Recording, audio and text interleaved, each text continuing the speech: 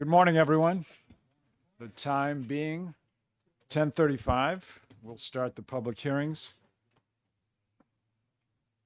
First, I want to welcome all the Ways and Means Committee members back for a new year, 2024. And I hope you all had good holidays and a good start to the new year.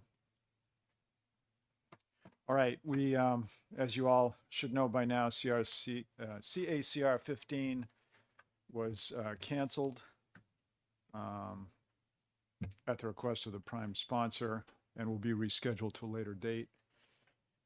So we will start with CACR 18. And do we have the sponsor, Representative Sofakaitis, introduce? Okay, you may please introduce yourself and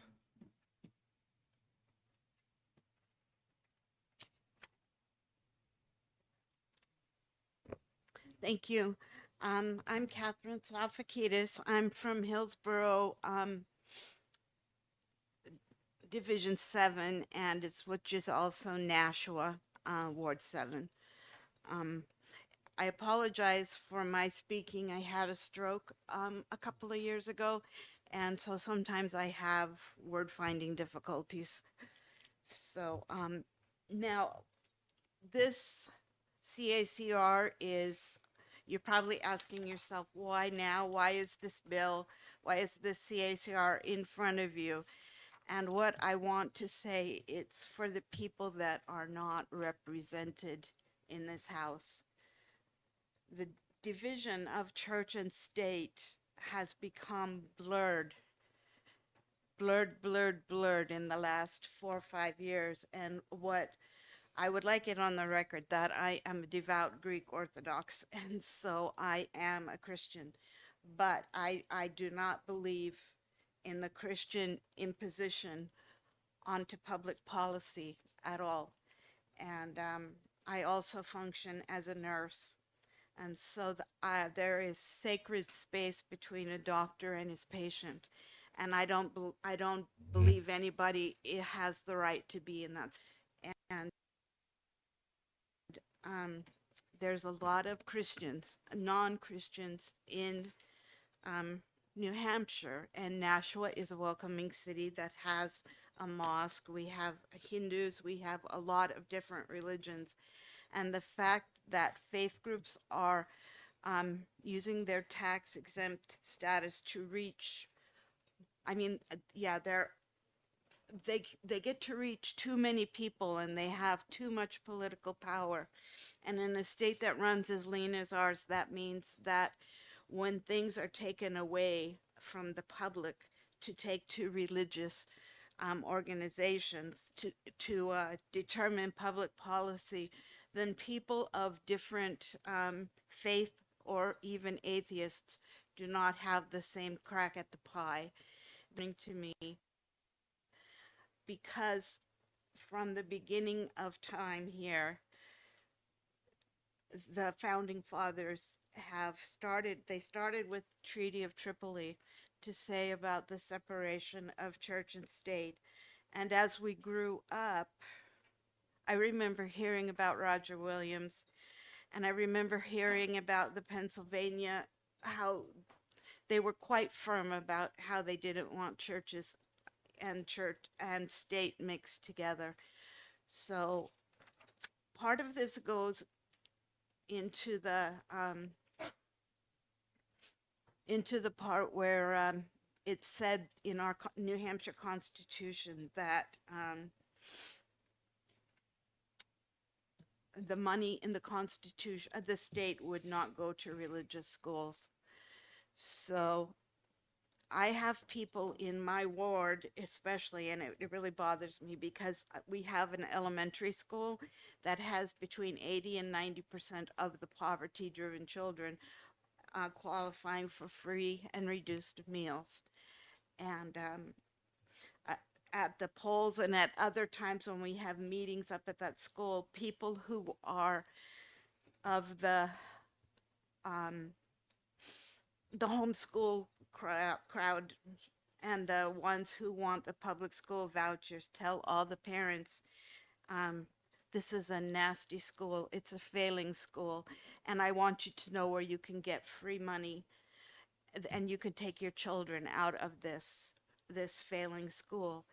And that hurts me right in my heart because one of the things that the founding fathers did was say that everybody has access to an adequate public education. And so when you're taking money out of a public school to put into a private school and it doesn't come back, then those people who don't have that same power um, are underrepresented by all of us.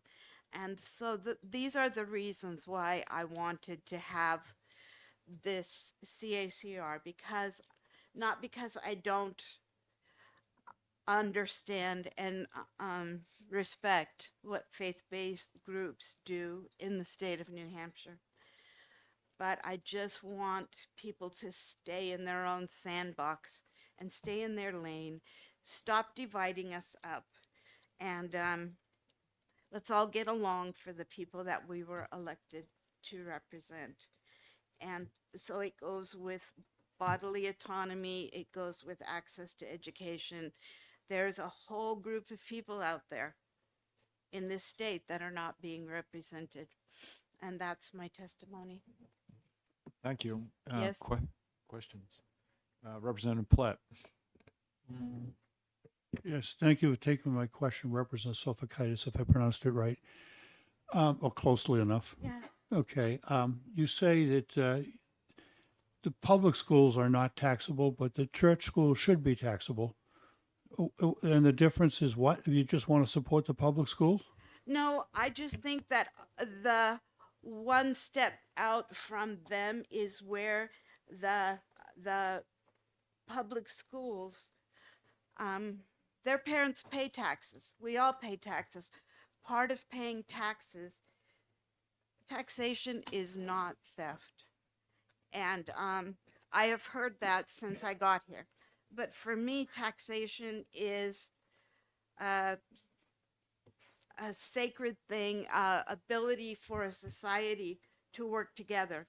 And so when people have a tax policy that there should be no tax policy and that certain groups get all the tax breaks, then people are not being represented properly.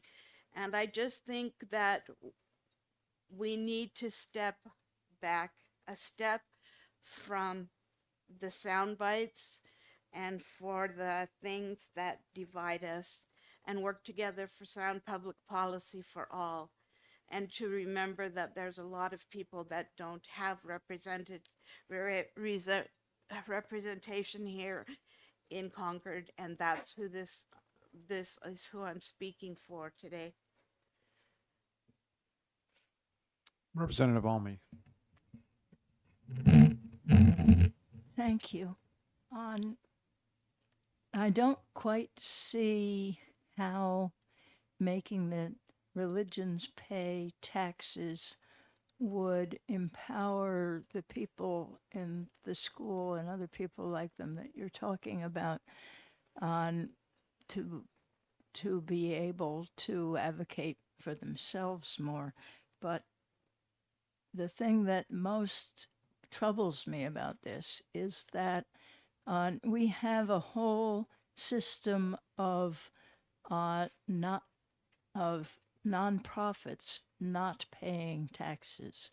Some of the nonprofits seem to me a little bit too stretched into things that aren't helping anybody except the people in it, but we do have that, and you're carving out just the religious ones.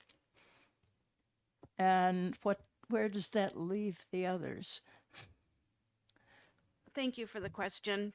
I've thought of you specifically a lot, Representative Almy, since I'm one of your fangirls, and I watch how you have run this committee when you've been the chair, and this is just a start that will probably go nowhere quick, but it's a part of a policy discussion that leads to give and take and to learning more. And I know that it's probably what you would say a frivolous CACR, and it's wasting your time. And I know that you do an august amount of work in this committee, and I deeply respect this committee, and I'm not here to disrespect anything. And I know that my knowledge of these things is not deep, but it's just my feeling that since I've got to Concord 7 years ago, that it seems to me that that my people in my district are not being represented here. And so this is just an ask that we all consider that people who have words that divide us are very hurtful to people who don't have the political power to speak for themselves. Representative Schoenberg. Thank you, Mr. Chairman, and thank you, Representative. One question for you, Representative, and then, Mr. Chairman, I have a question for you. Does this CACR inject other government rules and regulations beyond health policy of the churches? No. It would not. Mr. Chairman, the question I have then is the DRA going to speak on this particular resolution, CACR today? If they would like to, or you would like them to, I don't have a pink card. Because my question is directed, how much in state revenue would be produced from local and state taxes? Okay, good Thank you. question. Representative Fellows. Thank you, Mr. Chair. I support the general concept with the separation of church and state, but when I start to look at it at a detailed level, then I start asking questions like, there's a big private school at the end of my road that I live on, and it's goes back like well over 100 years, and it was started by the Episcopal Church. If you went there now, they don't even have any, they make the kids go to chapel on Sunday morning, but aside from that, but it's a big property, and I'm wondering if we're just talking about the house of worship, which would be just the church, or if we're getting into the things like where it could be a school. And when it says religious organizations, that's kind of hard to define, and some things could be they are or they're not. And of course, if this passed, what would happen is we would have to develop RSAs to answer these questions. But I think I would like to have a better understanding of what it would mean in the long run. Yes, Representative Ors. Thank you, Mr. Chair. Thank you, Representative, for taking my question. So for hundreds of years, it was the churches and similar societal groups that took care of the poor and fed the poor and housed the poor. And if we were to tax these institutions, a lot of them, their door swings both ways. So I don't know what you mean exactly by staying in their lane. I mean, a lot of churches have rainbow flags on them. So do you really want to tax these churches, as you call them? I would refer to them as church buildings. If you're a Christian, I'm a Christian. We're the church, not the building. Right. And so are you in a position then to pick up the slack and the enormous resources it's going to take for public schools and public institutions to do the work of these churches, as you call them? No, sir, I'm not.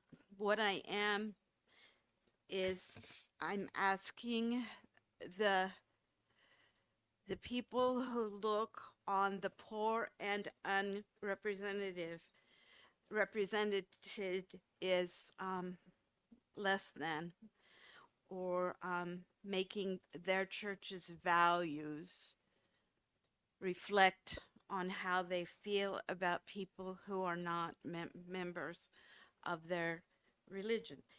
And so the things that the poor have that they consider moral failings. And mostly, this is a grand idea that I thought in my head, and it's kind of like not CACR so much as a question. What Follow up, please. can I finish Excuse me, let her answering? No, I Let thought her you was finish. done. No, Yeah. I just think that the ask that this body makes of you every 2 years is to get blood from a stone. And it's a very hard thing, I know it. And so what I'm asking, because it's I'm on Environment and Agriculture Committee. I'm stuck in the farms and in Calpoop. So for me to have a working knowledge of what it is that you all do and you see the bigger picture than I do, this is a question of how we can stop people who have an agenda from looking at other people with a different scope and punching down on them. And for example, where would we be in this state if the governor of Texas puts a couple of buses up here? I don't know, but the way that people who are dividing us as a nation from different points of view, I just want it to stop because it's getting in the way of us taking care of everybody else. And so if everybody would come here today and listen to this, and they would see that I am representing people who are not represented here, and maybe they could tone down their rhetoric a little, and we could come together for the good of the people of New Hampshire. And that's a big ask, and I know that this is probably a big distraction that this committee doesn't need. But I'm just asking that the religious groups have so much political power. They have deep pockets. The money can come from out of state. I myself have been doxxed by a religious organization, and I had pictures of my house put on the internet with death threats when I made an obscure comment about Moms for Liberty. I had hate mail from Florida. And I just want people to stop. You know, if your first reaction is something from your stomach out through your mouth, then this is not a policy thing. It's an emotional thing. And I want us to be more like Susan Elmy and be policy driven. Let's talk about the policy. And that's what I want. Follow up? So, thank you, Mr. Chair. So you want certain churches to quit beating down on people, but the churches are split. They The are. churches support the LGBT community. So which churches are you going to shut down with taxation? I mean, you're talking about churches beating down, not representing people. They represent both sides of the fence. So which churches do you want to shut down first?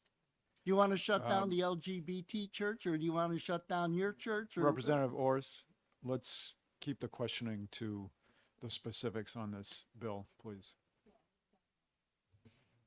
I'm getting off all right. Okay, thank you very much. Hold on. Yes. Representative. Thank you, Mr. Chair.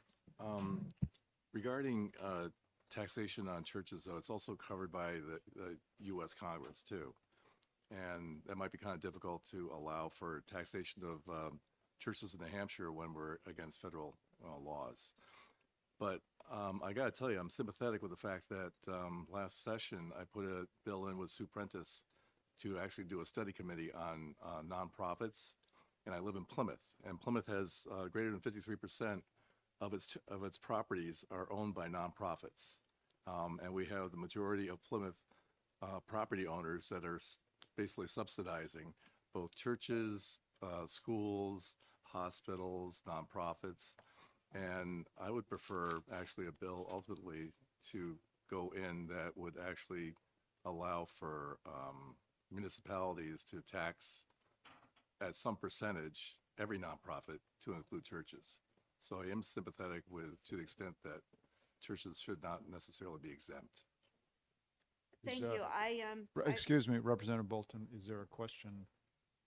Would Or you is that a believe would you- that, would you would you believe? believe Okay. that that's the case? I would because in a state that's driven so much by property taxes, this was a big year for property taxes to go up. And a lot of these buildings, they're sitting on pretty valuable property. And I guess I would like for people to go back to where we could chat on policy and we could be the policy makers, and that, when every dime counts, especially my property taxes, I couldn't believe it, and I think because I'm in a haze a lot of the times because of my spinal cord injury, I was like, wow, they really went up. And so it's a precious thing, the resources that are available in this state, and every dime counts. Representative, one question I have is, I know there's a lot of small churches, mine included, where we are just barely staying afloat. Yeah. And we help community, we get calls from people who need help, and we help to the extent we can help.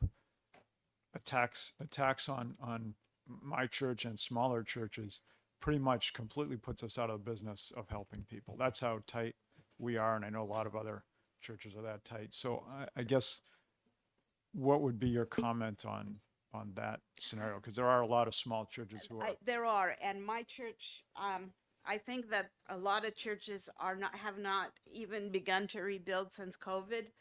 And my church, St. Philip's in Nashua, is one of those two. And so this is a tough ask. I know that this is going to come out of this committee, ITL. I mean, I know when you have the discussion, you're going to say she's a fruitcake with nuts. Her heart's in the right position, but it's not going to fly. But I am cognizant of that, and I know that my church too, that I love, there's just not the people there like they should be. And so, yes, I'm cognizant of that. Thank you. Any other questions on new topics? Not new topics, but new questions. Yes, Representative Ulrich. Just, yes, ma'am. Just real quickly, you were talking about separation of church and state, which doesn't exist in the Constitution. What the Constitution states is that the state shall not interfere with religion. And considering John Marshall's famous quote, the power to tax is the power to destroy, in McCulloch versus Maryland, how is this not unconstitutional? Well, Representative Ulrich, I understand your position, and what I have is, I think for every court decision that you bring up, I can bring up one as well. So, let's see.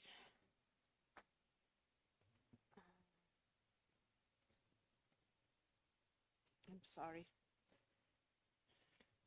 If Roger you'd like, Williams, founder of Rhode Island, was the first public official to use this metaphor. He opened that an authentic Christian church would be possible only if there is a wall or a hedge of separation between the wildness of the world and the garden of the church. The most famous use of the metaphor was by Thomas Jefferson, who said there should be a wall of separation between church and state. There is, I just want, with Citizens United, did a disservice, I believe. Some people did think that it was a lovely thing, but I don't think it was a lovely thing at all, because it opened a can of worms, or even, if I use another metaphor, Pandora's box. And how we have access to us, to the policymakers, that's what my question is, and how we're gonna use it. Just Okay. one quick follow-up. on One that. quick follow-up and just let everyone know we have 3 more speakers on this topic. Thank you. You're aware that when Roger Williams wrote his comment, he was talking about the state interfering with the operation of a separate church because he had escaped from a established religion in Massachusetts. And when Thomas Jefferson was writing about the Danbury, Connecticut, he was defending the right of the Danbury, Connecticut Baptist Church to be an established church and not have the state interfere with its existence, not merging the states together. You're aware of that, correct? Yes, but those things, in my humble opinion, and it is a humble opinion, is that should go both ways. That the churches shouldn't be meddling in the government's stuff. It's just, you stay in your church, you pray, and you do what you do. You do you, and the government will do the government. And just because some people can raise a lot of money on the internet to influence policy to the detriment of the access of the other people, it doesn't work for me in my heart. And that's why I wanted to start to have this discussion, because I'm hopeful that we can reach out to one another on a policy level and have good discussions. And I just want to say one more thing clearly. This is not a dig or disrespect at any church or their work that they do, which I say is marvelous. Thank you. All right, thank you for your testimony. All right, next up, we have Representative Ellen Reed. Thank you, Mr. Chair, and thank you, honorable members of the committee. I am sorry I've been running in and out. I have 5 bills just this morning to testify on. And one of them the one I'm kind of bouncing back and forth with you all on kind of intersects with this. So for the record, my name is Ellen Reed. I represent Newmarket and Newfields. And for this discussion, I would also like to say I adjunct taught American government for 4 years. So I feel like I have a little bit of a knowledge base on this issue. I wanted to address 3 things that I heard come up. I didn't hear the entire discussion. I apologize if I am repeating. So there was a question about asking the prime sponsor, so you feel that we should tax religious schools but not tax public schools? I was very confused by that because, of course, we don't tax public institutions. They're paid for by taxes. That seemed kind of an odd concept.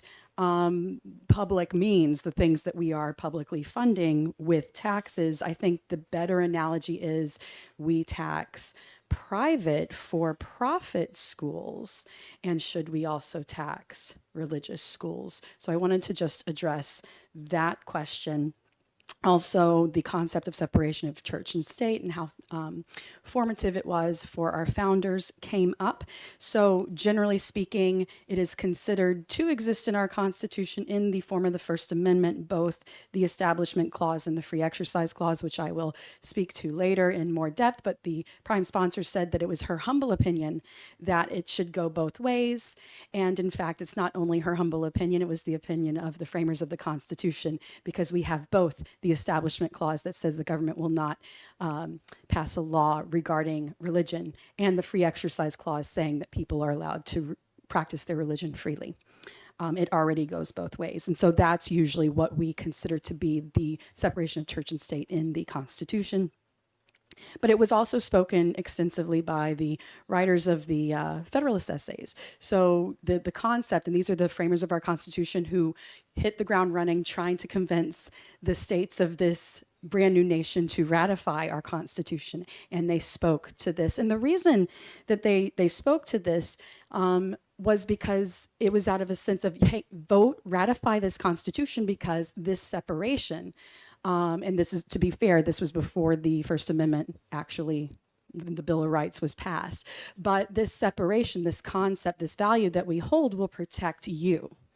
Because it's never, and this is why the bill I'm doing on free speech and education right now that I'm bouncing back and forth, it is pertinent. It's also in that First Amendment because it's never the popular opinions that need protecting. It's the minority opinions, it's the unpopular opinions that need protecting from the majority. So that is why it is important to have that separation. So I have a question, and I think it might sound facetious, but I don't mean it in a facetious way, and it does actually ping off of something that another representative said. You know, which churches? What can someone? And I mean this seriously, and I know you can't answer me right now, but can someone give me a definition of the difference between, say, a predatory cult and a religion? Because right now we have religions that are tax exempt, that are based on science fiction writers saying that there's an alien species of microorganism in our blood.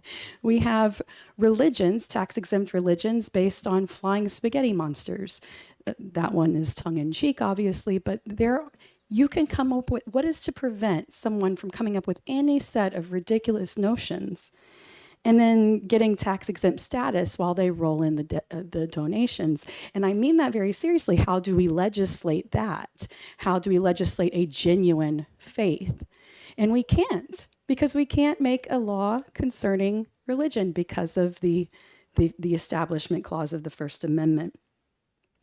So this particular CACR does not infringe on the First Amendment. In fact, it's quite the opposite, because we're saying that even people without faith deserve the protections of the First Amendment.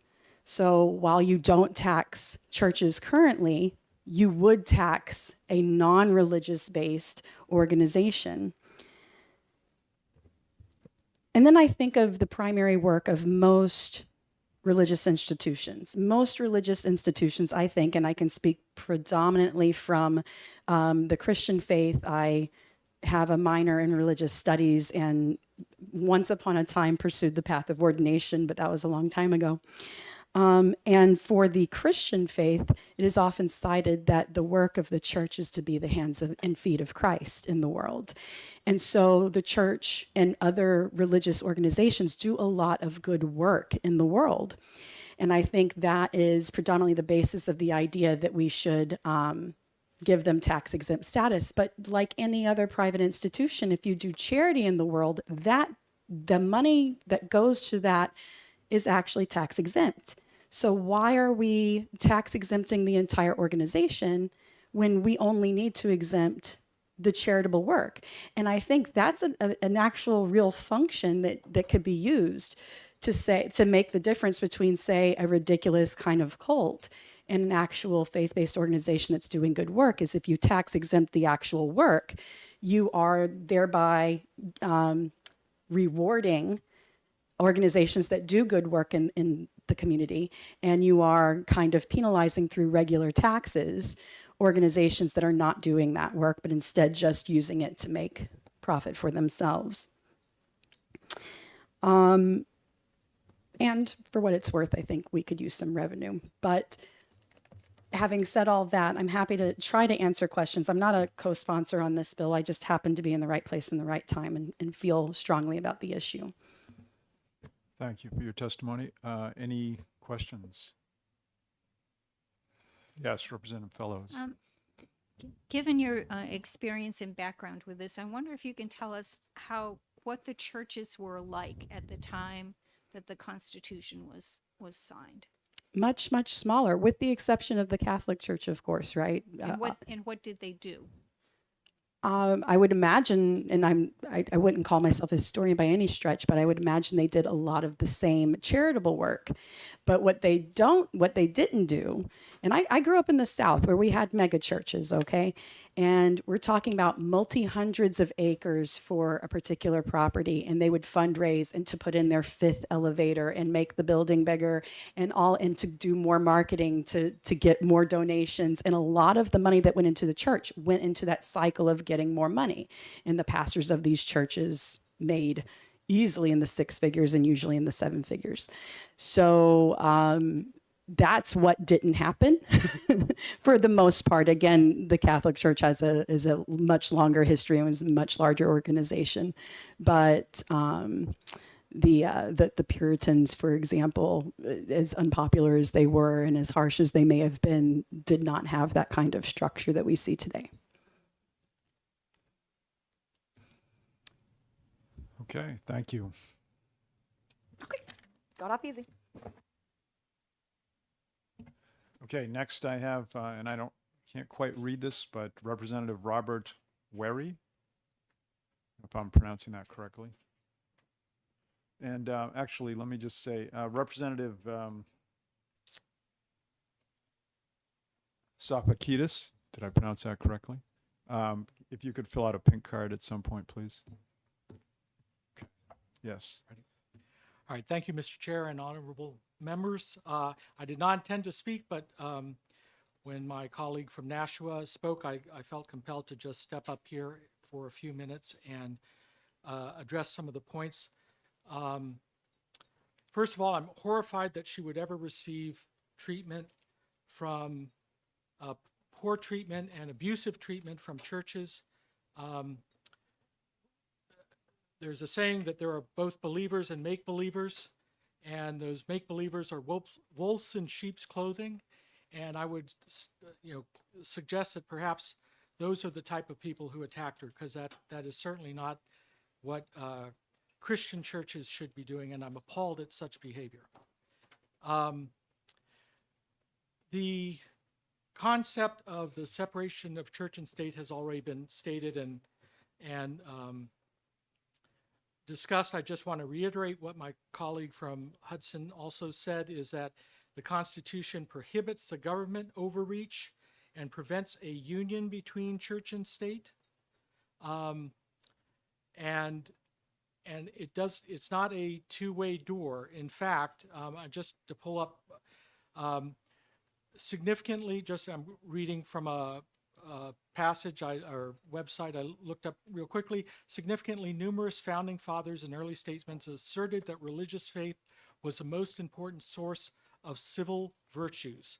This includes John Hancock, John Adams, Benjamin Rush, Thomas Jefferson, Charles Carroll, Catholic from Maryland, of course, John Witherspoon, as well as Constitution signers George Washington, Benjamin Franklin, Abraham Baldwin, and statesmen such as Noah Webster, John Quincy Adams, and our own Daniel Webster. So, and I can get references if anyone should want those. I also want to address that aspect of that churches and mosques and synagogues, all of which are in Nashua. I myself, though representing Hudson, I go to a church in Nashua. New Hampshire is the most unchurched state in the U.S. Clearly, there is not a huge political power being exerted in this state by the churches, mosques, and synagogues. Some of us might wish that were so because of the civil virtues that I mentioned before, but that is not the case, I believe. Lastly, the churches are funded by people who are already taxed, and though they get a benefit of deductions from their charitable contributions, that is a burden that they bear. And those people who are not donating to the church, the oppressed portion that my colleague from Nashua mentioned, those people receive the community benefit of those religious organizations, but without the burden of making those donations. So I find this proposal something that I could not support, and I just felt compelled to make these few comments. Thank you for your time. Thank you, Representative Elberger. Thank you, Mr. Chairman, and thank you, Representative, for your testimony. I was struck by your last comment about people in the community getting the benefits of the churches in their community, and I would like you to expound on them because I'm not sure what you're referring to. So I can't speak for every religious organization, but I know for the own church that I go to, we reach out in ministries to the community within Nashua and the greater Nashua area. We support homeless ministries. We have Celebrate Recovery program for those who are dealing with addictions. We have other similar types of ministries that really benefit the greater community as a whole and are not intended to be solely directed toward the members of our church. Follow up, Mr. Chairman? Follow up. Yes, follow up. Thank you. I have done some research. I am also a representative from Nashua, and I've done some research in terms of some of the charitable organizations, the homeless services, and other kinds of services. And I know that some of those organizations, in addition to providing the services, also expect a fair amount of religious observance among the people that they're helping.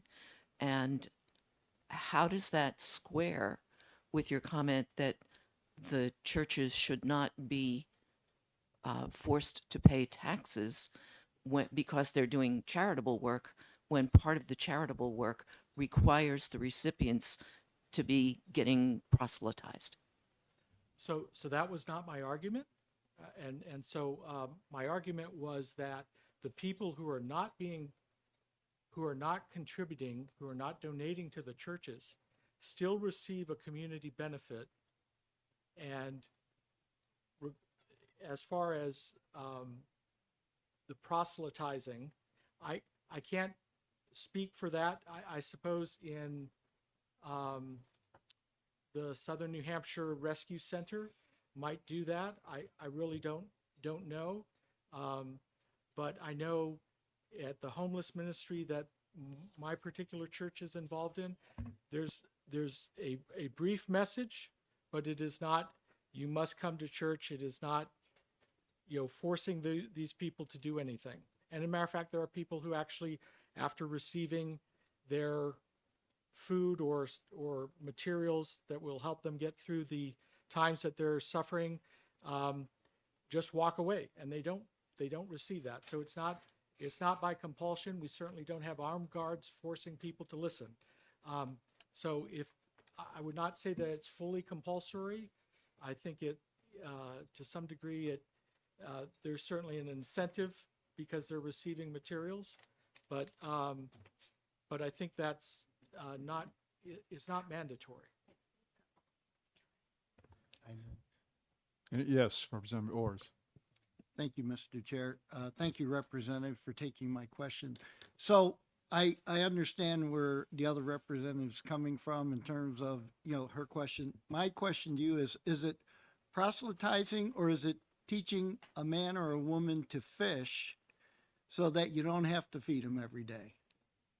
My experience with Grace Capital, because I've helped with that project, is they ask people to be there so they could train them to fend for themselves, if you will, or to help themselves, lift themselves out of poverty. Would you agree, disagree? Can you clarify? Thank you. I would agree, because I think to some degree, I think a great portion of what people suffer in the world is tied up in their identity of themselves. And the one thing that faiths, and I think particularly the Christian faith, can raise up the identity of the individuals and cause them to know that they are loved and accepted regardless of their conditions, that their worth is not based on their contributions to society necessarily, but is based on an overwhelming love from God and not from their current status. So can it change the mindset of those to whom these churches minister? Absolutely. Can that mindset then help these people to rise up above their circumstances? Absolutely. Is it a perfect system? No. Thank you. Okay, seeing no more, thank you for your testimony. All right, we have two more speakers. Next, I'll call up James Tebow. Thank you, Mr. Chair, members of the committee. Let me pull up my statement. So before I begin with my written testimony, I would like to point out that my name is James Tebow. I'm the chairman of the New Hampshire Legislative Youth Advisory Council, which is a statutory committee of the New Hampshire State Legislature under RSA 19K. And I would point out that we have Catholic members, myself included, Protestant members, atheist members, Hindu members. We have a very diverse. Oh, absolutely. I apologize. Yeah, I understand. So I would just say that we have Hold on one second. Representative The Almond? what advisory board? the New Hampshire Legislative Youth Advisory Council, RSA 19K. I would point out that we have a wide variety of religious diversity on our council, and we all unanimously agreed to recommend this bill inexpedient to, or this resolution inexpedient to legislate. And that was because we believe that religious organizations provide a lot of good for their communities. Religious expression is one of the most fundamental rights of our state and nation, being protected not only by the First Amendment to the Constitution of the United States, but also Part 1, Article 5 of the Constitution of the State of New Hampshire. Religious organizations engage in a substantial amount of charitable good for our state, from hospitals to schools to feeding and clothing people in their time of need. And they can only do this because they are exempt from taxes and can instead put that money to good use. This amendment would strip religious organizations of that tax-exempt status, meaning less income to keep the lights on, let alone help the people they strive to assist in a time where church attendance is already floundering. Churches rely on donations in order to continue offering clerical services as well as charitable ones, and religious charities tend to be some of the best funded because religious people, regardless of social status, have been found to be 25% more likely to donate to charity. And poor religious people are actually far more likely to donate to charity than even rich or middle class religious people. These people typically donate to their churches or organizations in some way affiliated with their churches because they're expecting that they're going to be able to help as many people as possible with that tithing. But that impact would be lessened if those donations were taxed. CACR 18 also creates a clear, hypocritical, and in our view, potentially unconstitutional double standard between religious and secular charities. Both can be sources for incredible good, yet one would be penalized simply because they worship God. How is that acceptable in a nation that was founded on the idea that we are endowed by our Creator with certain unalienable rights, and that we as an American people have a, quote, firm reliance on divine providence? We believe that it isn't. Religious organizations would still retain tax-exempt status at a federal level, which also shows an anomalous disparity that further calls this amendment into question. If the federal government recognizes the need for a tax exemption on religious organizations, why not the state of New Hampshire? It could further be asked if the government would even be the most effective party using those funds. It is often found that private charities, including churches and religious organizations, use their money far more responsibly in order to stretch each dollar as much as possible. These charities are actually limited in how much they are given and would be further limited should this amendment pass. This is in stark contrast to the government, which can simply raise taxes and take the people's money at threat of prosecution or go into debt should it want to fund some new welfare scheme or other bloated, ineffective program that would be slower and less responsive to the needs of the poor than a private charity would be, unbound by pages upon pages of statute. In the interest of protecting fundamental constitutional rights to freedom of religious expression, ensuring that churches and religious groups can maintain their charitable excellence, and allowing for each dollar tithed to a church from congregants young and old alike to actually go where it's intended rather than into the government's coffers, the New Hampshire Legislative Youth Advisory Council, pursuant to RSA 19K3, paragraph 1, strongly recommends CACR 18 be voted inexpedient to legislate and would further encourage a motion of indefinite postponement once it reaches the House floor. Thank you, and I'd be happy to answer questions. Representative Platt. Yes. This is a clerk question. Sure. Thank you for the testimony. Could you provide that, please, in written I form? emailed it to the committee. You did? I Okay. did, yes. And I would point out that I'm an 18-year-old and that I'm in high school. I forgot to mention that. I skipped school today to be here because I cared this much about it. Thank you. I'd appreciate not because I was at the State House twice last week as well, and I'll be here again on Thursday. So please don't right. call truancy. Let's, I'll take your question in a minute. Let's just keep in mind, I have one more speaker after this. We will have a work session on this. And let's keep any questions to something new that hasn't been asked. Yes. Yes, I'd just like to say that the Youth Advisory Council, I've interacted with some of the other members, and I'm extraordinarily impressed with the caliber of those students and their thoughtfulness. So I just want to clarify that they vote, the council. Unanimously voted. Okay. Yeah. Thank you. Absolutely, because we have a lot of ideological diversity on the council, but we all agreed that religious organizations provide a substantial good for our community and for our state. And so we could not see any way in which this would not only be allowed, but even more realistically speaking, that it would even pass with the 2/3 required in the Senate. So that was generally our largest concerns. Okay. Seeing no more questions. Thank you Not for for your, me. oh, Mine is hard to see. okay. I Yes. just wanted to make a comment. Thank you for representing your group. Absolutely. And I think your input was very valuable. I appreciate it. Thank you. Thank you. Now, seeing no more questions, thank you for your testimony. Absolutely. Thank you so much for having. Can I have a point of order? Sure. Sorry if I missed this. At what point do we do a blue sheet after we've done a hearing on one bill, or do all the blue sheets at the end of the session? I don't think we've been clear. We can get a list of. Whatever you'd like. But, Representative Almy, do you? they're usually supposed to be a summary of what the blue sheet. Yeah, we will, when this testimony is over, we'll get the Thank blue you. sheet. Okay, we have one more speaker, Meredith Cook.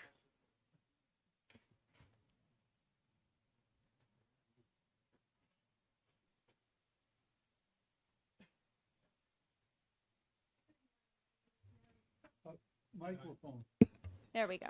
Good morning. My name is Meredith Cook. I am the Chancellor of the Roman Catholic Diocese of Manchester. On behalf of Bishop Peter Labashi, I am here to oppose CACR 18. We believe that the Catholic Church is the largest non-governmental provider of charitable assistance in New Hampshire, and do want to make clear, I know I'm not going to repeat anything that's been stated earlier today. I have crossed off a lot of my testimony to move you along here today, but do want to make clear that the proposed constitutional amendment is broad and would remove the exemptions for not just churches, but also all religious organizations, just in case that was not clear in the testimony already presented to you today. So as the largest non-governmental provider of charitable assistance in New Hampshire that we believe we are, our parishes offer a wide range of assistance here in New Hampshire. So that includes financial assistance, fuel assistance, clothing assistance, other basic necessities, utilities, anything that folks in the community may need. We also, Catholic Charities maintains offices around the states to work with folks to reduce poverty. Catholic Charities operates the New Hampshire Food Bank, Liberty House to help struggling veterans, homeless veterans in the community, and also to support those who are struggling, who are recent immigrants, those who need assistance with legal assistance, immigrants who need assistance with legal assistance. Catholic hospitals also provide an amazing amount of charitable care as well. The Catholic Church is also active in advocating for all those folks that I just described. So we've talked today a little bit about the advocacy positions of the Catholic Church, but to be clear, if you have not seen outside this committee, the Catholic Church is here in the State House on a regular basis talking and advocating for all of those people I just described, immigrants, refugees, the ill, the elderly, all of those folks as well. And I can only speak to you today on behalf of the Catholic Church and those contributions, but we are not alone. Houses of worship in New Hampshire provide indispensable contributions for the elderly, the ill, the poor, the vulnerable.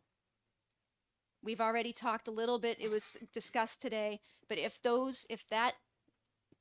think about in your own communities, if that floor, if that backbone of your community was gone, that gap that state and local governments would have to make up would be grave and would need to be made up in those areas where state and local governments have an obligation to do that. Thinking only of Catholic Charities and the 6 nursing homes that Catholic Charities provides, and the obligation that the government has to provide, and Medicaid support that needs to be provided. I do want to address some of the issues that were raised by the sponsor and the public policy issues that are discussed. And I will not hide from that. Does the Catholic Church oppose abortion? Absolutely. Does the Catholic Church have a position of uplifting and upholding the dignity of every human person? Absolutely. Should Representative Sofakaitis have been subject to attacks? Absolutely not. Because every single person has a human and an innate dignity and respect, and that should not have happened to her.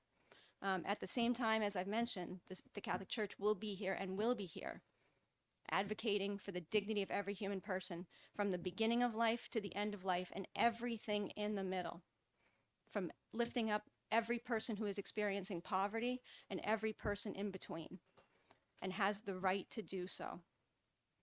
And we will be here and we will do that. But the point that I bring up at the beginning, that this also has an impact on other religious organizations, this bill has a disparate impact because it does not come down upon other nonprofit organizations.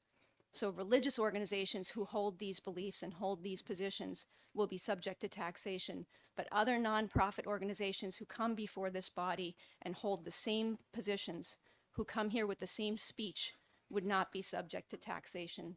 So the only difference is where you worship, and the religious beliefs that you have would subject you to taxation. And that's what this bill would do. And to give you some examples, so while St. Joseph Hospital in Nashua would be subject to taxation, Southern New Hampshire Medical Center would not. And while St. Anselm College would be subject to taxation, Southern New Hampshire University would not. And so for these reasons, I do agree with the sponsor. I think this is a tremendous opportunity for discussion, for opportunity to get to know each other, to understand the positions that we take, and to begin that dialogue. But I do urge you to oppose CACR 18. Thank you. Thank you. Representative Platt. Yes, when I was watching you, you were ad-libbing a lot, but I also saw paper in front of. Did you have written I testimony? do have written testimony to submit to you today. I did not submit it electronically. I will get that to you today. Thank you. Thank you. Yes, Representative. Thank you, Mr. Chair. And this question is probably better addressed at a work session, but I was a member of a board of a small nonprofit that was surviving, doing okay. And it has recently, or in the last couple of years, its operation has been assumed by Catholic Charities. This was not a religious organization to begin with, but now that it's under the board directive of the Catholic Charities, would that nonprofit now also be subjected to property taxes where the community that it's are exempted from this proposal have to pay property taxes now that it's part of Catholic Charities? Yes. If this proposal went forward, the difference from one governance structure to the next, from one day to the next, would be that previously it would not be subject to taxation, but under Catholic Charities it would be subject to taxation. Thank you. Yes, Representative Owens. Thank you, Mr. Chair. Thank you for taking my question. So in the last couple of years with fuel oil prices and energy prices soaring, have you had more requests for help, the same or less? Fuel requests have increased. That's correct. Do you have any idea how much? That I do not have. If you would be interested, I could obtain that information. Mm-hmm. And how many classes do these people have to take in order to get fuel assistance from the Catholic Church? So I would have to obtain that information from you. For fuel assistance in our parishes, that would vary. The parishes, on a parish level, the parishes have discretion to determine how they would distribute that. on the from Catholic Charities for assistance for the Catholic Charities model really is about lifting people out of poverty, and there are requirements for going through classes in education to receive assistance. Are these religious classes or follow-up? educational? Follow-up, Well- please. Are these religious classes or From- are they educational to lift them out of poverty? From Catholic Charities, they are not religious classes. They are classes to lift people out of poverty. Thank you. Okay, thank you very much. All right, is there anyone else who has not signed a pink card that wants to testify on this? Okay, seeing none, I will just mention on the blue sheet that we have one person for this bill and 7 people signed up against. Okay, I'm going to close the public hearing on CACR 18.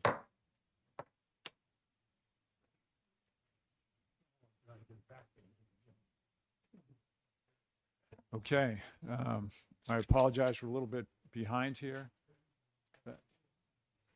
Yeah, that should go back.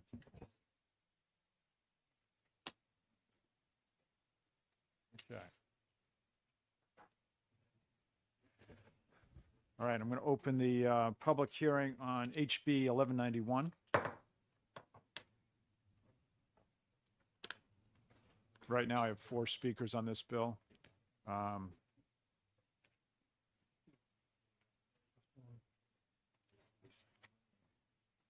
Just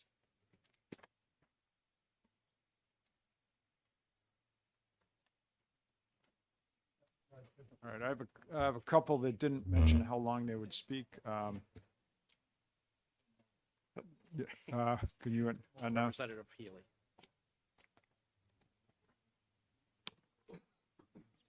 There. Oh, we got 5 now. Okay.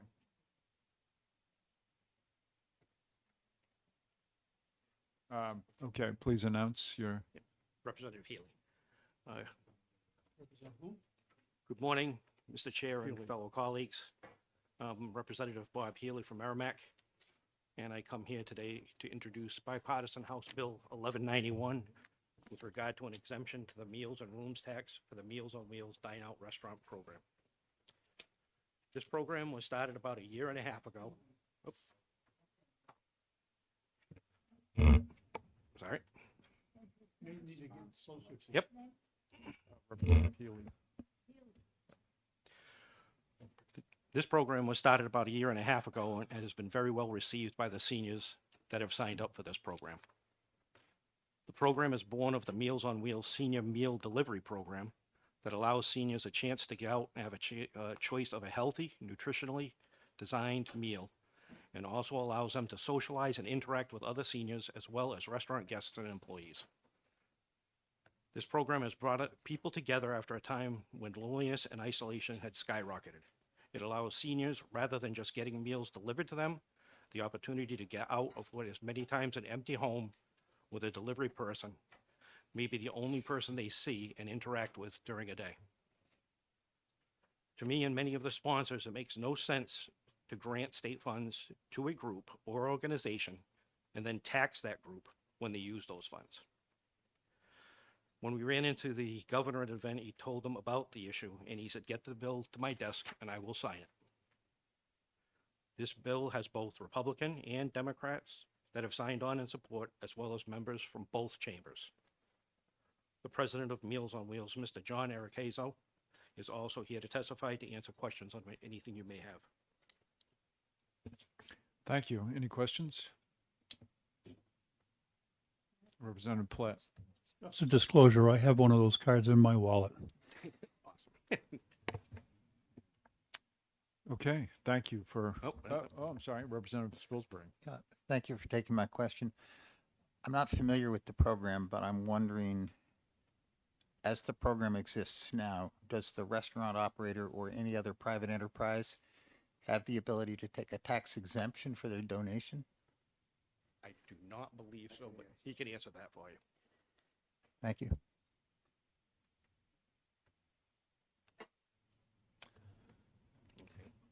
Okay, thank you. Thank you. And I'm sorry, yes, why don't you approach John Enrique? Hello, Mr. Chairman, representatives of the committee. Thank you for allowing me to speak on this important bill. My name is John Araquezo. I'm the president and CEO of Meals on Wheels of Hillsborough County. We operate under the Older Americans Act. And the Older Americans Act, one of the mandates is that we help reduce social isolation and loneliness. And over the past 50 years, the way this has been traditionally done is through something called community dining. And community dining across the nation sometimes looks like serving a meal at a senior center to a group of older adults so that they can socialize. And for the better part of 40 years, this has been a very successful and positive model and has had an impact on many, many older adults throughout the country. However, over the past 10 years, on a national level and a local level, we've noticed that participation in traditional community dining has been on the decline, about 10% decline a year over the past 10 years. There's been lots of studies as to why this has occurred, and some of the main reasons are stigma of going to a senior center, being told when you have to eat, and not having a choice of food. And so after doing some rigorous research, we found that we could, although it's never been done in New Hampshire before, contract with a restaurant, a local restaurant, to serve those very same meals that our dietitian approves, and that we anticipate that participation would increase in community dining. And we started a pilot funded by the Meals on Wheels America group through a grant. Pilot was successful. We worked with the state of New Hampshire to come up with some guidelines on this. That was successful. And now we're in 3 restaurants in Hillsborough County, and it's been a huge success. Participation has been extraordinary. And the stories that we hear about the impact on people has been wonderful. Now, here's the catch. The restaurants, we pay the restaurants using funding that is in part provided by the Older Americans Act, federal government, the state, and we have to fundraise for the balance. We pay that to the restaurant. The restaurant has to pay meals tax on that. For each meal, that equates to be about a buck a meal. And if we're producing, let's say, 30,000 meals a year on this program, that's $30,000 that is being taken out of the program and being sent back to the federal government or to the state government in terms of meals tax.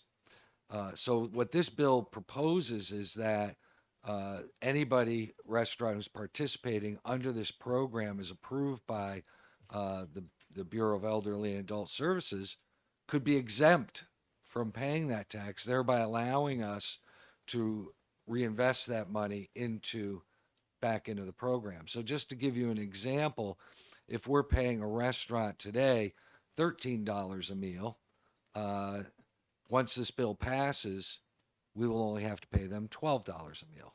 That extra dollar will go back into the program to serve more meals. That's my testimony. Thank you. Any questions? Yes, Representative Schamberg.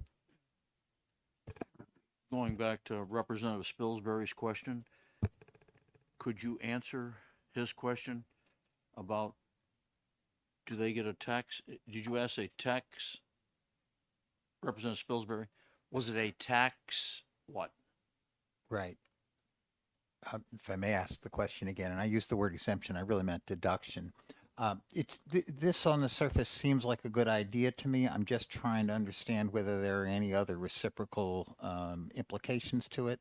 Is there a tax deduction currently taken by the restaurant or any other entity? No, thank you for the question. This is a very unique situation where we, as a nonprofit, are paying a for-profit restaurant for every meal they serve under this program. So no, there is no other way to do it. It's taxing state funding, which is counterproductive. Representative Fellows. Thank you. I'm not clear as to whether or not you're representing like the Meals on Wheels program for the whole state or just for your county, but either way, can you tell me anything about the number of meals overall and how many are being prepared by like staff at the senior centers versus coming from the restaurants? Yep. And also, it sounded like you were saying, are people going to the restaurants to get the food? Yeah, isn't that wonderful? So Why just- don't they go to the senior center? They don't want to. So there's been a steady decline in participation on a national and local level in traditional community dining. So just to give you a snapshot to put it in reference, in our best year under community dining, traditional community dining, we served 12,000 meals on our best year. Hillsborough County, yeah. But these numbers are similar through state and national. For Hillsborough County, 12,000. We introduced this Dine Out Club program, and we're looking to exceed 30,000 meals just for the Dine Out Club, meaning that it's been much more popular. People are participating. And yes, they go to a restaurant, they get a card, and this card has a QR code on it, and they present it, and they get a separate meal. And that meal is a separate menu, and that menu is approved by our dietitian. This is what the Dine Out Club card looks like. And it comes with 8 meals a month preloaded. So you can get 8 meals a month at one of those 3 local restaurants.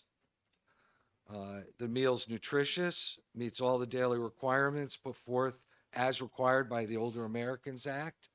And the biggest thing is people are socializing. Loneliness is killing people. And this is a pandemic of loneliness.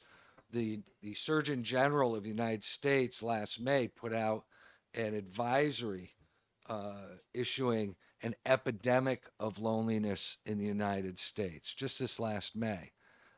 You are 50 times higher likely to get Alzheimer's or other serious medical conditions as a result of isolation and loneliness. This is something that is helping people in real time. If we could get more funding for this program, we could expand the program. We'd like to go into some of the more rural towns. Right now we're in Manchester, we're in Pinardville, and we are in Merrimack. We have plans to have one in Nashua, and we'd like to go out towards the Peterborough area. And other Meals on Wheels providers have taken an interest in the state now that we've test piloted it in doing this program. I know there's high interest. Representative Almy. Thank you. The way it had been described to me was that the restaurant agreed to provide a meal to the people who would show up on a particular day of the week, in which case they're socializing. But if I show up or Representative Platt shows up with his card and just sits at a table by himself and eats his meal, is that socializing? Showing up is 99% of the job. You're getting more interaction doing that than being in your living room alone. I'll give you a story. There was a gentleman who was in his 90s who was from Nashua, and he felt guilty about using the card. He says, well, I feel guilty because I have money. And I said, well, if you have money, you should donate. And he does. But I said, what would you be doing if you weren't out here? He goes, I'd be sitting home alone. And he came for the first time alone, and it was wonderful. Fast forward 6 months later, He knows everybody there. They had his birthday party there. Everybody celebrated them. He has more people in his life now because he did that one trip to that restaurant. People are pulling tables together, socializing now when you go to some of these restaurants. It's wonderful. I encourage anybody to go to there and experience that for yourself. I think you're all qualified, by the way, for the card. Representative Platt. This is because my name was mentioned. I've used it a few times, not as often as some of my fellow sister residents do in my over 55 community. But when I do go out, it's 6 of us. Thank you. Representative Fellows. Yes. So the senior center in Plymouth has congregate meals, and anybody can go, and you're not required to pay for it. They don't ask you anything about your income, and a lot of people do make donations though, because they're people, they feel, they can afford the food, but they want to go to the center, and before COVID, they, wanted to get together with other people. So I have 2 parts of the question. I didn't hear an answer to what your response about, did they have to go on a certain time and day, or could they just go wherever they wanted, whenever they wanted to the restaurant, and they could take other people with them, they could take their grandkids, whatever. And also, is there an income limit on who gets a card? Thank you for the question. Let me start with the income limit. This is the congregate dining program, the same congregate dining program as you'd see in a senior center. There's no income requirement, and that's how it was designed through the Older Americans Act. So we don't ask what your income is, we don't ask for money. We suggest a donation of $4 a meal. We have a donation box at each restaurant where people can drop in a few bucks. About half the people donate, which is fine. As far as when you can go, that's up to the restaurants. Right now, most of the restaurants, you can go pretty much anytime. Some of them will say, well, you can only go between, when we open at 11:30 till 5:30. Great, but our experience is that most times they'll accept the card. Does that answer your question? Any other questions? Representative Almy. Yeah, I think, well, maybe Grafton County is especially struggling with this because we have a really strong senior center group around the entire county. But you're saying that you are not getting that kind of participation in any other county in the state? No, I'm And saying. how big is this program going to get, and who pays for it? Sure. I'm saying that it is a national phenomenon that we've experienced as well in the state. I mean, we have 5, Meals on Wheels of Hillsborough County has 5 traditional congregate dining centers throughout Hillsborough County that, you might get a dozen people, 12 people, 15 people, but we also have other community dining experiences that are less traditional. And so we need to attract more people. So I would say that what you're seeing right now today, in 10 years, you won't see it. You'll see a big reduction because that's the trend. Does that answer your question? Representative Fellows. Yes, just for additional information. So the traditional Meals on Wheels, where a meal is delivered to somebody's home, are these coming from restaurants, or how are those being prepared? Well, Representative Almy, I wanted to say there was a question, an additional part of your question that I didn't answer, which is how big will it get, and who's funding it? We get approximately 2/3 of our funding from the federal government and the state, and the other third we have to raise, which is over $1 million a year. How big can it get? It'll get as big as people are willing to donate and state and the federal government are willing to fund. So Meals on Wheels, traditional Meals on Wheels, is most of our business. In comparison to community dining or congregate dining or the Dine Out Club, those are all about this big. Meals on Wheels, traditional Meals on Wheels delivering at home is about this big. It's a major part of what we do.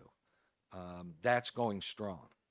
We continue, and I think from meeting with the other Meals on Wheels providers just on Monday, I can tell you that they've all said that it's going strong. Yes, So Representative. my question was, the ones that go out delivered by car Oh. to the people, are those coming from prepared by restaurants, or if not, how are those prepared? Not that I know of. For me, it's coming from a caterer. A caterer. In other words, somebody produces the meals, mass produces the meals, because we have to deliver about 7,000 meals every week. There are some Meals on Wheels providers. We use restaurants on a limited basis to deliver some meals to community dining sites.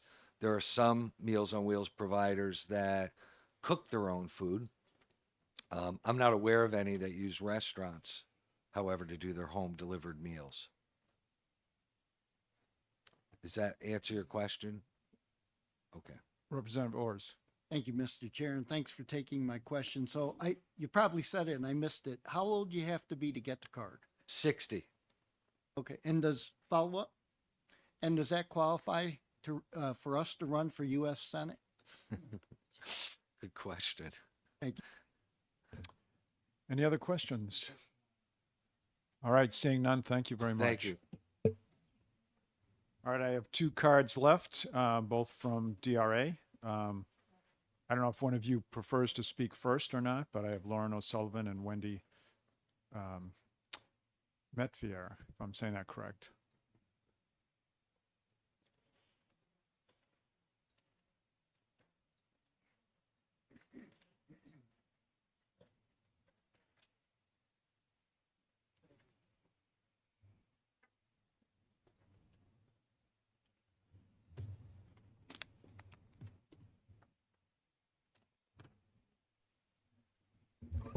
Welcome. Please introduce yourselves.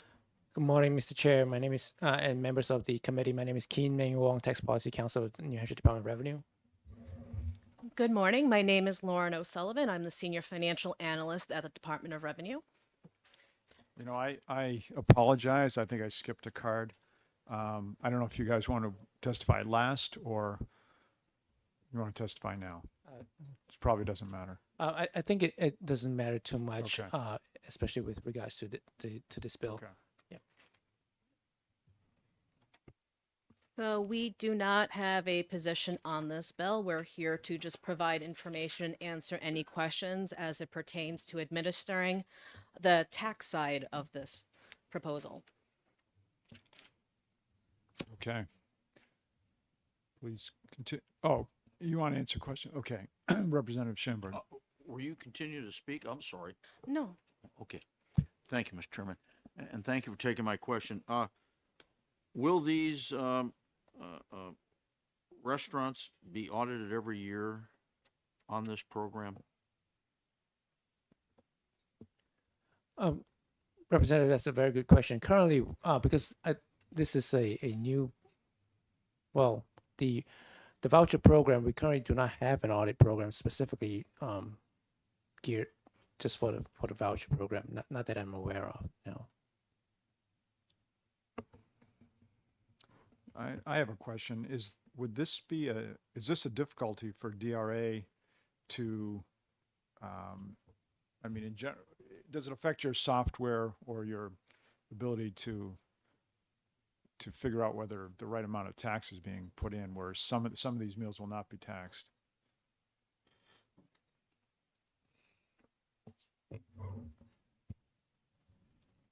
I believe that for the administration of this tax, we definitely need to have the information when the operators submit their meals and M&R return to the DRA. We'll probably have to redesign the form to accommodate that that capability to allow the M&R operator to report such information. I believe that is to the extent that that any kind of challenge would be. You know, I don't expect it to go any further than that. The other thing that we might have a concern was when we were discussing this was whether the patrons who take advantage of this program, if they were to be, I guess, if they were to purchase meals that were specifically within the program and meals that were outside the program, and how is that going to be managed? Because only the meals that would be within the program would be exempt, whereas the meals that is not will not be exempt. And then will the operator be able to bifurcate their billing process and therefore report it correctly to the DRA?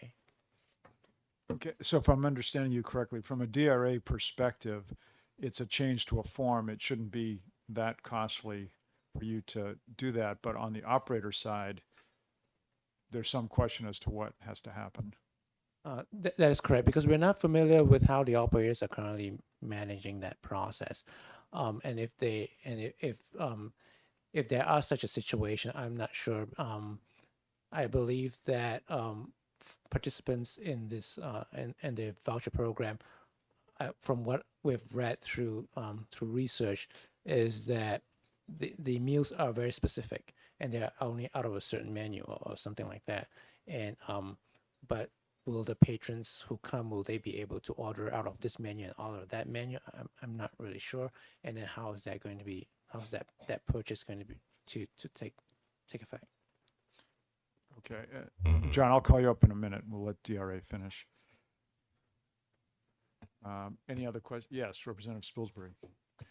Thank you, Mr. Chairman.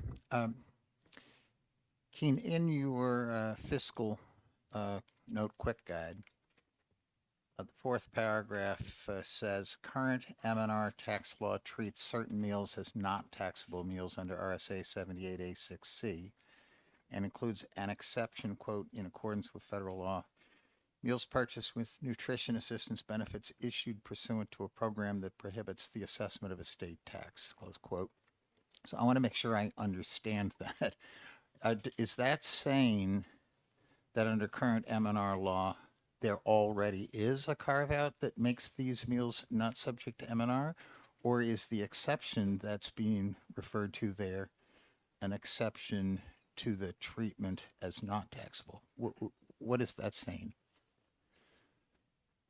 So that specifically is referring to, let's say, if the federal law itself has some kind of provision that says that, okay, the meals that's provided through this law shall be exempt from state taxes, then that would apply to the M&R tax as well. And so does that lead to the last sentence there? The OAA does not appear to have an explicit prohibition. Therefore, you're saying it is subject to tax That's correct. under current law, and that's why the proponents want the bill. That is correct. Okay, thank you. Okay. Representative Almy, did you have a question? I have a question. Microphone. Are we going to hear from the Department of Health and Human Services from the section that deals with this program? Because they're the only ones that can give us information about where the funding is coming from. Well, we can certainly have a work session and do that. I don't know if, I don't have a card from Health and Human Services here today. They're really hard to get. Representative Platt. I want to make a statement. When I've gone for one of these meals, they run the card. So that's their proof when they submit a bill to the state to get reimbursed. So there was questions about auditing. That is the proof. That's the audit. They can't inflate the numbers to try to avoid a rooms and meals tax on any other meal. And just full disclosure, I can afford the meal, so I pay to the state the entire cost of the meal, not including the tip, because I believe the tip at the restaurant. Okay, so based on what Representative Plet just said, does that imply that the state already, or is the state not doing anything? I'm a little confused as to who's, if they're scanning this card, who's, how's that working? Or is that, or- I mean, that, if they're scanning the card, the restaurant is not charging the meals and rooms tax right now? Okay, well, we'll get back to you in a minute then. All right, Representative Fellows. Yeah, I have a question about the estimates that you made of number of meals. Where did that come from? Because I mean, a lot of people in this room like are hearing about this for the first time and saying like, oh, maybe I can go down and get a card, you know. So those estimates came from Health and Human Services. We were not given information on the contract agencies and the number of meals per year. But they performed a similar analysis that we would have provided had we had that information.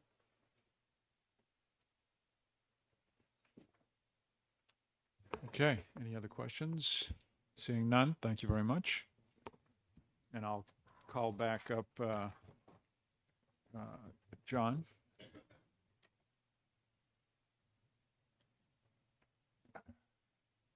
For the record, John Araquezo, Meals on Wheels again. So the card, you present the card, it's off a completely different menu. You get a separate menu. You present the card. The menu, each item has a number. They scan the card. It tells the restaurant your name and how many meals you're qualified for. And they put in the number, tells us which meal they had. So we know what you ate, by the way. And then that goes directly into the restaurant's database. They have it. We have it. It's immediate billing. And every week, I get a summary from each restaurant of how many people ate, and here's how much you owe me. We compare that to our database, and then we pay it. And then, based off that billing, we bill the state under congregate dining. And that's how that works. So you have a triple check for an audit. You have the state numbers, our numbers, and the restaurant's numbers. So when you bill the state, you're also billing the state for the rooms and meals tax portion of that. Yeah, we're passing it on to the state because that's what that's in the cost of the meal. It's built in. It just seems ridiculous that we would have to do that. Okay.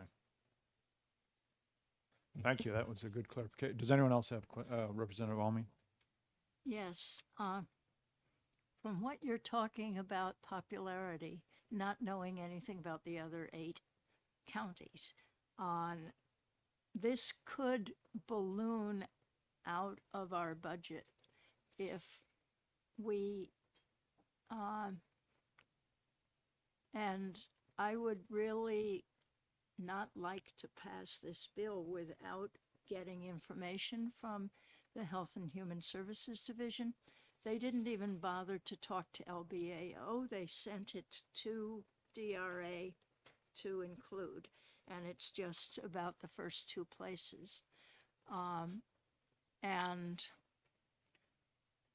It is very difficult to get them to this committee and to the Dedicated Fund Committee.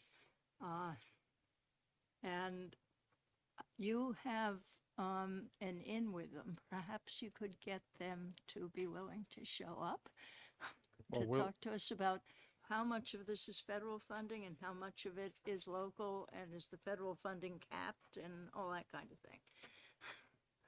We'll reach out to them, Representative Almy, when we have a work session. And let me just reiterate, Good luck. this only gets as big as the funding will allow it. And right now it's capped. And it will be capped before this bill's passed. It will be capped after this bill is passed. What is the cap right now? We're under contract specifically for community dining for 59,000 units. 25,000 units meaning meals. 25,000 we have set aside just for the Dine Out Club. Anything we do above that, I have to fundraise 100% for that meal. Okay, so it is capped at this time, so it's not Contract. like we really need to worry about it Yep. running out of control. I'm under contract with the state of New Hampshire for Hillsborough County for 59,000 community or congregate dining meals a year. Out of that 59,000, I've set aside 25,000 just for the Dine Out Club. Now, I can use those interchangeably. As it stands now, we're going to far exceed that, but I'm staying within that 59,000 meals that we've been given every year for the past, I don't know how many years. So you're not actually asking for an increase here. You're just asking for the fact that if the state would take away the M&R tax, it would give you the ability to provide a few more meals. Absolutely, 100%. Okay. Yes, Representative. Yeah, I think this, I'll ask this as a question, but it's, isn't it true kind of question that I think follows on the point just made by Representative Jernigan. Isn't it true that the risk to the state of loss of tax dollars only relates to what you're currently paying? So that's what the DRA has figured for us, and maybe Yes. you haven't seen those numbers. But going forward, if your program expands, that's great. But what we're giving up is maybe future additional revenues coming in if the tax continued to apply. But we don't have those revenues right now. We're not giving up anything that we currently have except what we've been receiving in the past for these limited number of meals that you're currently providing. Is that correct? Yeah, you wouldn't have had these revenues if we hadn't developed this program. And now we're getting these revenues, a discrete amount, but we're going to give those up if we pass this bill going forward. But we're not giving up anything else. We're giving up That's the right. prospect of getting more if you expand the program, but that's not giving up something we have in hand. What you're doing is you're contributing to a program that is keeping our older population healthy, engaged, and out of nursing homes. That's what you're doing. Thank you. Oh, I'm sorry. One more question. Representative Fellows. I had two questions. Is this most of this money is flowing down from the federal government? Well- Without that, so let me finish, please.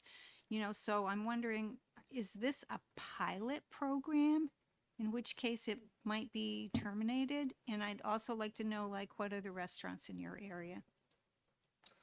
This is approximately, I'm going to get the number slightly wrong, but let's say it's 30% from the federal government, 30% from the state, and the other 40% I've got to fundraise for. That's where the money's coming down. And maybe there's 2% participant donations. The other question you had was, where are the restaurants? My question was, is this a federal pilot Oh, no. program, or is it cemented right in statute that No. this is going to continue? And what were the restaurants? Yeah, it's in statute. They don't mention restaurant voucher, but what we're following to the T is what is required under the Older Americans Act for congregate dining. Whether you do it at a senior center or a local restaurant, as long as we follow the rules, we're following the rules. It was a pilot for the state of New Hampshire, which we have already completed, and now there are guidelines in place. It's an accepted and adopted program by the Bureau. And you want to know the restaurants? There is the White Birch Eatery in Pinardville, which is also known as Goffstown. There is the Village Eatery in Merrimack. And there is Frank Coors in West Manchester. 3 wonderful places. I think you'll love them.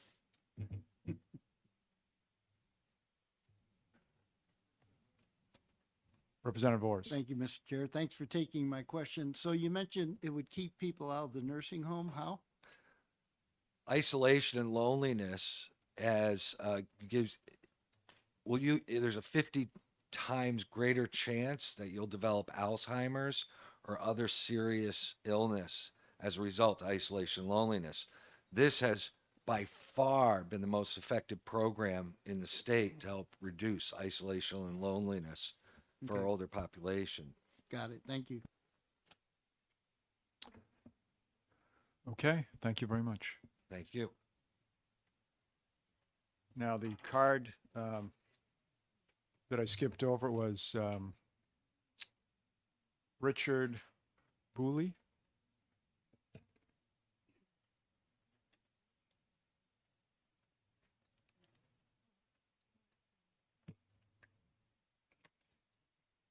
Good morning, Mr. Chairman, members of the committee.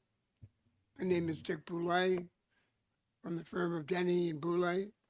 And today, as I have for over 25 years, represented the statewide Meals on Wheels program. And I'm assisted by my associate, Alice Katrubis, from our firm.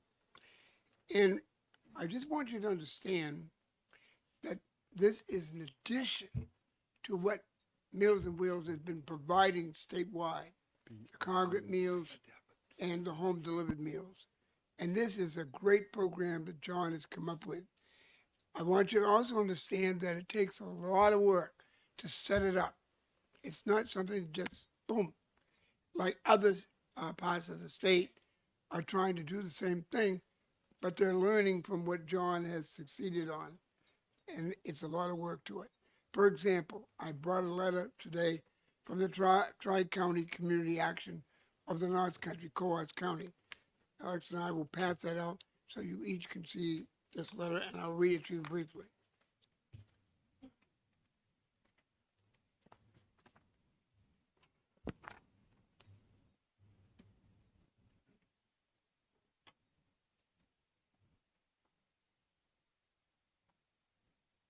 This is a letter from the director of the Tri-County program in Berlin. And it says, members of the House Ways and Means Committee, please accept this correspondence from the Tri-County Community Action Program, Senior Meals on Wheels of Cohos County, in support of House Bill 1191, the Restaurant Voucher Program, to be exempt from rooms and meals tax. The success of the Restaurant Voucher Program, the RVP, by Meals on Wheels, Hillsborough County offers choice in dining for local senior residents to enjoy a delicious, nutritious meal with family and friends and support local restaurants. That's very important. Some of these restaurants really need this business, and they're really anxious to get this business that they would not ordinarily have seniors come out to. Benefits for area seniors in the companionship and time spent enjoying a meal together and possibly meeting a new friend or two. Senior Meals of Cohos County is currently working on developing restaurant partnerships in the North Country, and by waiving the rooms and meals tax, it would certainly help support the financial viability of the RVP in serving our most northern senior residents. Thank you for your consideration. Angela Johnson, Director of Tri-County. Now, another part of the state that doesn't presently have this restaurant program is Rockingham County. I know some of you people are from that county. I talked with the director, Tim Diaz, the other day, and Tim is saying that he would too, if this bill passes, he's going to try to expand it into Rockingham County. So people are learning of what John has done in Hillsborough that can be done throughout the state. But please bear in mind, it's a lot of work to set it up. And because the people right now that run these programs get their hands full, more and more people are demanding a meal on wheels, to have a home delivered meal. There's a need for it, believe me. And so this is just adding to what we already have. We have 10 agencies that do this in the state. Do you have any questions? I'd be glad to try to answer it, or certainly Mr. Katrubis could help me. Thank you. Do we have any questions? Seeing none, thank you very much. Thank you very much.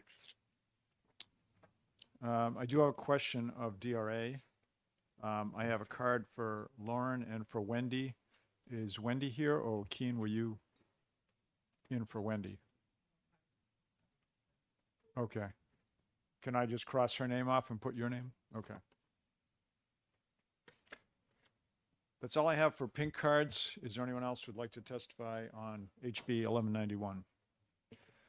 All right, seeing none, I'll close the public hearing on HB 1191.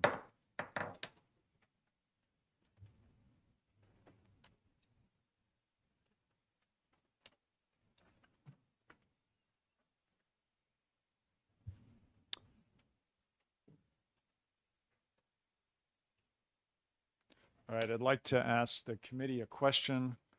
My preference would be to continue. I know we're past where we want to be, but my inclination would be to, excuse me, continue on. Is people in general okay with that? Okay. Seeing a lot of positive nods and thumbs up, so we will continue. All right, I'm going to open the public hearing on HB 1254.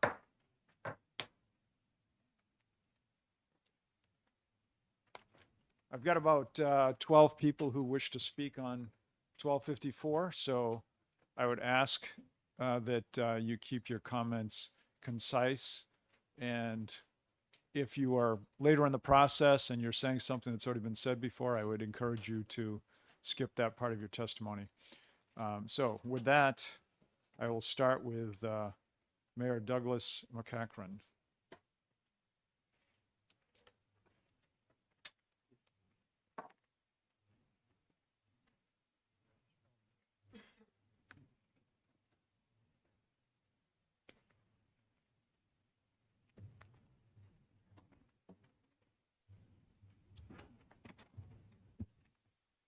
Chairperson Sanborn, members of the committee, my name is Daglin McCachran, and it's my privilege to serve as the mayor of the city of Portsmouth.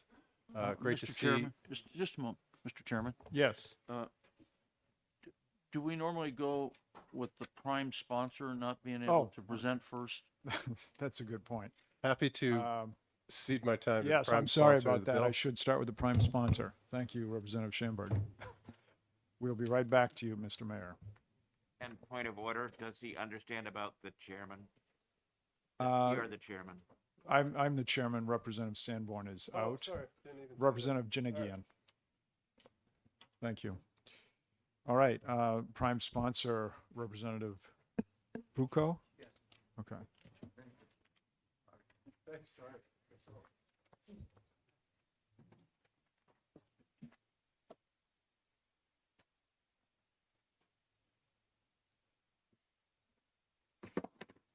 Okay. Thank you, Mr. Chairman. For the record, my name is Tom Bucco. I represent Carroll County District Number 1, the town of Conway, and I'm here to introduce House Bill 1254 and to request that this committee recommend this bill ought to pass. The intent of this bill is to grant municipalities the authority to collect a public safety assessment based on hotel occupancies. The funds shall be used to cover increased costs of municipal services associated with tourism and transitory traffic. These funds shall be deposited in a capital reserve tourism support fund and shall not be part of the general fund. The bill specifies that the voting procedures for the legislative body to adopt these provisions and the specific wording of the warrant shall state the amount and manner of collection.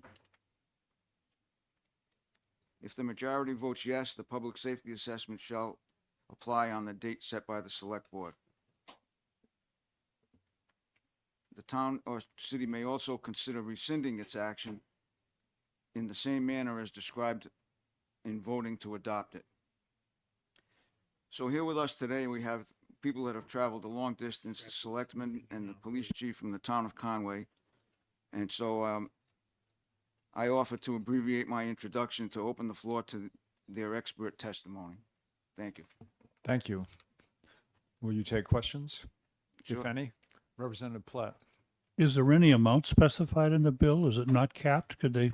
It is, I did not put the amount in the bill. That could be added later as an amendment. But the point of the bill is to grant the municipalities the authority to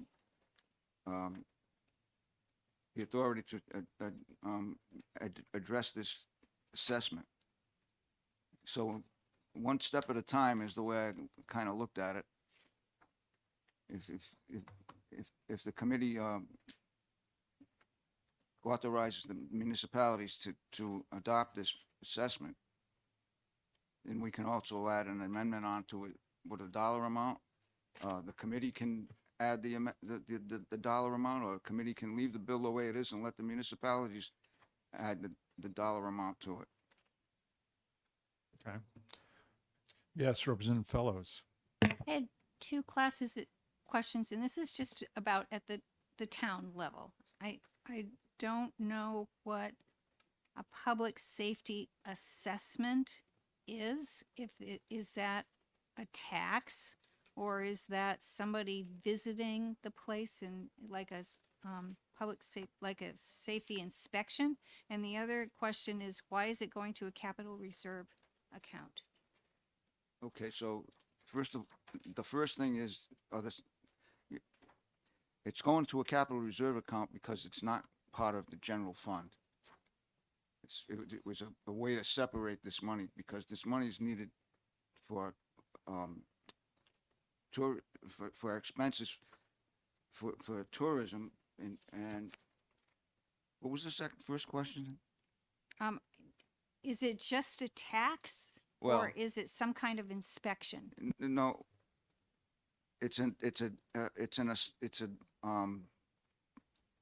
guess it's like a fee, because it's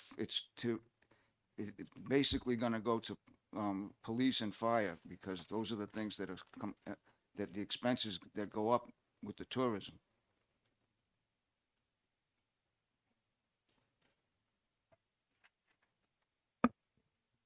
Yes, Representative. Yes, thank you, Mr. Chairman. Just looking at this line 8, 9, and 10, I know you said the intent was tourism, but the way I'm reading it, I'm thinking maybe municipalities could use this to maybe augment their welfare budgets. I know Okay. as we talk about transient and welfare budgets are really taking a hit. Other special revenue fund could this be used to supplement or bolster the strained welfare budgets of our towns? Well, no, because that's why it's not part of the general fund, for those specific reasons. And if you're looking at in the bill, line number 5 and number 6 is really the heart of this bill. The legislative body of a municipality may vote to collect a public safety assessment based on each occupancy from each hotel. That's really the heart of the bill. But what you just questioned about using the money for something else, that's why it gets put into a separate account, not part of the general fund. Yes, Representative Ulrich. Thank you, Representative. However, I direct your attention to line 9, or other special revenue fund. Well, that was what to title the bill. I mean, what to title the fund. The name of the fund.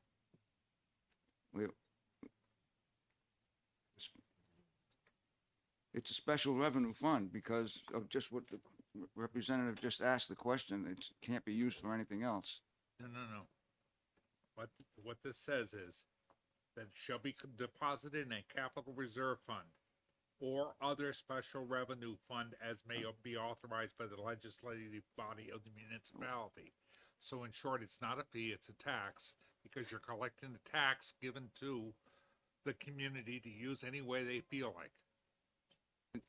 Well, the intent was to try and not have that happen. So, I mean, we're willing to entertain amendments to this.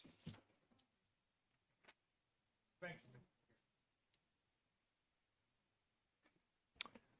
Okay, thank you very much. Thank you. Yes, Mr. Mayor, you may approach.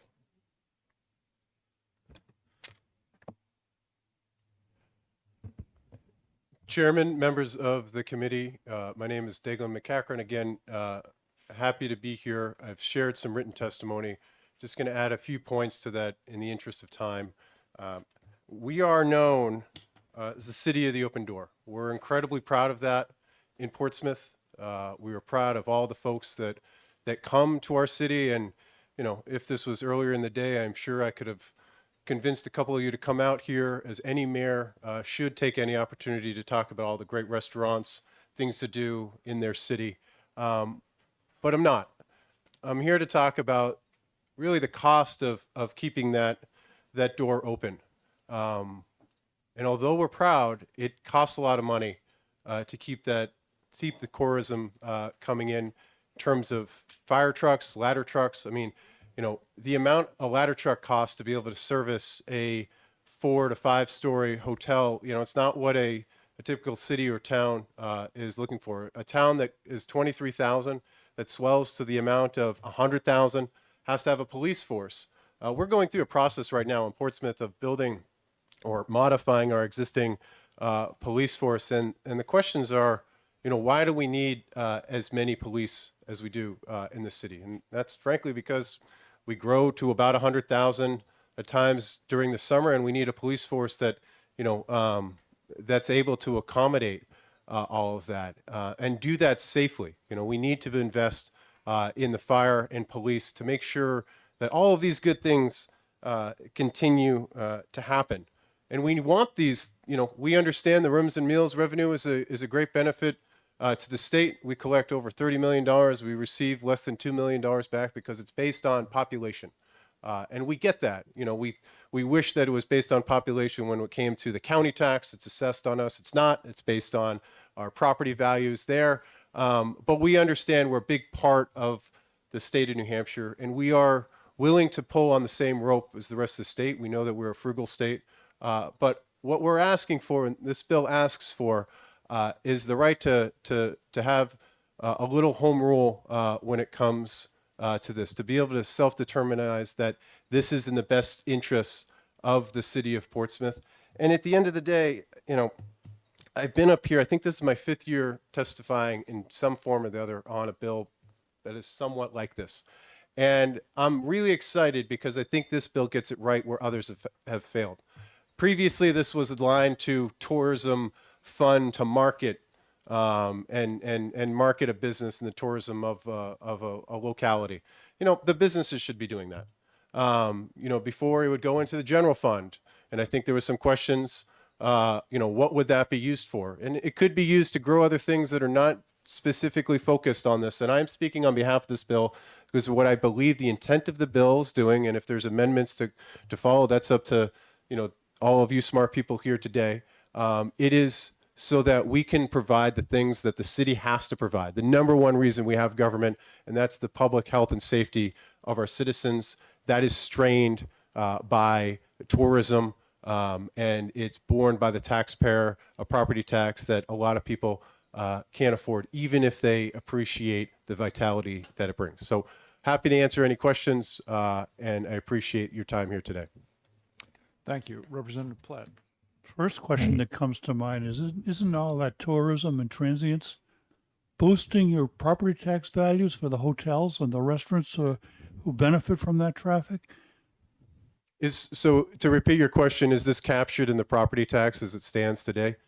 No. And the reason I don't believe it's captured in the property tax is that we have no ability to look at a business's revenues of that. So we make general assumptions on this in terms of the assessor's office.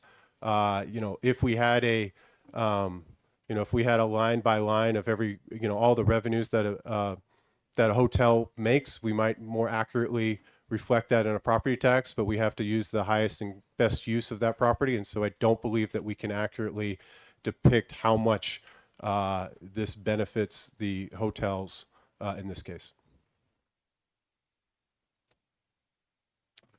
Yes, Representative Ames. Good afternoon. Good afternoon. So the bill, there's a sort of blank space in this bill and also in your testimony. The bill would authorize the legislative body of Portsmouth to vote to collect a public safety assessment on each occupancy, the room occupancy at the hotel. That's it. So what's the assessment going to be? It doesn't, it gives you a blank check, so to speak. You can assess at 10% of the room rate or 100%, really. There's nothing, there's no limit set here other than, I suppose, your good judgment, but another municipality's good judgment might be quite different. Shouldn't there be something there, and what should there be? Certainly would support any language that your good judgment would provide on this. You know, I don't think that, you know, we govern at the consent of the governed. You know, if we put forth a, you know, an unreasonable tax or levy on the hotels, then, or fee, whatever we're calling it, it seems like, you know, if we like it, we call it a tax. If we don't like it, we call it, you know, if we like it, we call it a fee. If we don't like it, we call it a tax. But, you know, whatever you guys decide, what I would like you to decide is that it's within the realm of a municipality to say we can assess what the state allows us to assess for the costs borne by this hotel. And I would certainly support, and I would up here, you know, cheering you on if you said this is reasonable at this amount. Could certainly support something along those lines. Okay, thank you. I think we're going to have to work on that. Yes. Representative Southworth. It's hard to see. Thank you, Mayor, for taking my question. It does seem like we'll have a work session, and for me, I know the Portsmouth area very well. I think it would be helpful to have some parameters actually from you about what type of funds you feel you need to raise, and again, whether it would be better to have a percent or just so much per room night. You know, on the fly, it's tough to think, you know, percent or room. I want to make sure, you know, I understand, you know, Portsmouth, you know, might be different than another part of the state. And so wouldn't want to be, you know, prejudicing the support of other parts of the state when the average, you know, a hotel night would be, you know, $250 in Portsmouth versus another part of the state where it might be less. And so a stock dollar amount might be different than another part, but I'm happy to bring. Give us context. Yep, and I'm happy to come back here and bring some more of the folks on our side that could give you more of that data that might be more helpful. I think to that point, are you experiencing a shortfall for law enforcement or fire prevention? Is there a certain amount? And I think you don't necessarily have to answer that right now, but excuse me, as part of the representative's question, that is going to help us kind of understand what. So I think when we look at the budget of the city of Portsmouth, it's about $138 million. Of that, 111 is operating, and, you know, police accounts for 13 million, fire is 11 million, you know, schools obviously about half, as it is with most municipalities, and then general government's about 23 million. What we found is that we were not competitive in the last 3 years. We had not ever lost a hire to another municipality until last year. We had to have a, you know, hard look in terms of attracting and retaining police officers. I believe very much in our police and fire force. I think, you know, all the nice things we get to do government are because we keep the public safety, the public health at the forefront of that. And so we had to increase wages there. We're also going through, you know, an assessment of our current police station. You know, a capital project is not something that I think this would be designed to offset. But here's what I'm trying to solve, I guess, at the highest level. Many people come up to me and just wonder, why do we have to have so many cops? And I know the answer because, like yourselves, I sit and I look at data all day long, and I see the need for the police because I see the growth in our community. That's really hard for somebody that's living on a fixed income that sees their property values go up but don't want to sell their house and move. And then they're going to be paying a greater and greater share of taxes. That's ultimately what I would like to decouple a little bit, and that's the growth and popularity of tourism with having people be forced to move out of our community and taking with them all of the history that they have of Portsmouth, of an older Portsmouth, a different Portsmouth, that, doesn't make the papers as much, but, is built by the Navy Yard, the Air Force Base. And that's what we're trying to solve. And we're doing in, different ways in terms of creating, what you've allowed for in the senior disabled tax exemptions. We've increased those to larger parts than anywhere in the state. But this would help us align the tourism in the state, which we believe is beneficial to the entire state, and the people of Portsmouth that don't always think of New Hampshire when they think of their finances, as we do in the city of Portsmouth. Okay. Others?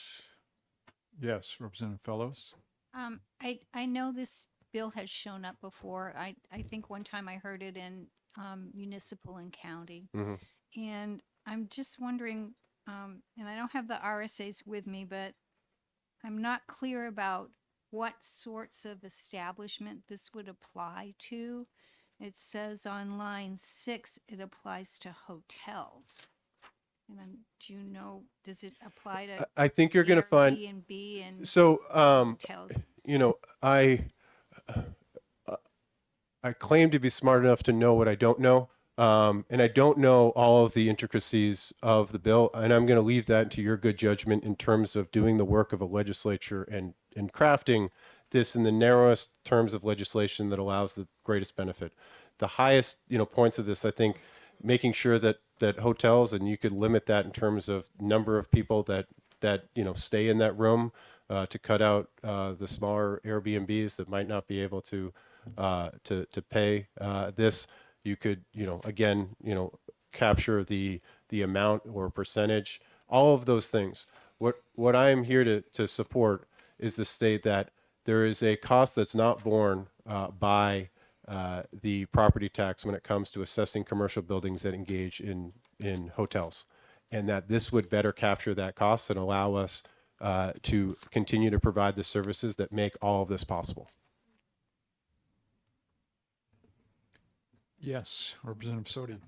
Thank you for taking the question. Have you explored other options like potentially an auxiliary voluntary fire department and police force? Maybe it could also help serve as a farm club, like in baseball, like as you're going up the ranks, in order to deal with your problem, that your safety issues that you're speaking of. Yep. So there are some of our neighboring communities have a more volunteer. They've some of them have moved away from that. I think it for the number of sworn offers that we have in Portsmouth, it would I think it's closer to 78. It would be tough to find that in a volunteer capacity. From from the fire, a lot of it is certainly, Portsmouth burned down 3 times, not on my watch. It was a couple hundred years ago when we built things in wood. But a lot of what we're seeing right now is the response to the, a lot of opioid EMS visits, and we have relationships with neighboring towns to provide EMS services for those neighboring towns as well. I think it would be, while I'm always looking for, saving money, that's a big part of the job. I don't think it's feasible to operate the city of Portsmouth's police and fire as a volunteer force, certainly now. And in the summer, when we're about 100,000 people, we need trained people that are going to be able to respond to the calls that are required of them. Okay, thank you. Thank you very much. Enjoy the rest of your day. Appreciate you get powering through, and so I can go make school pickup back in Portsmouth. Thanks. Okay, we have a lot of these to get through. Next is I can't read this that well. I'm sorry, Paul Deglin. Paul.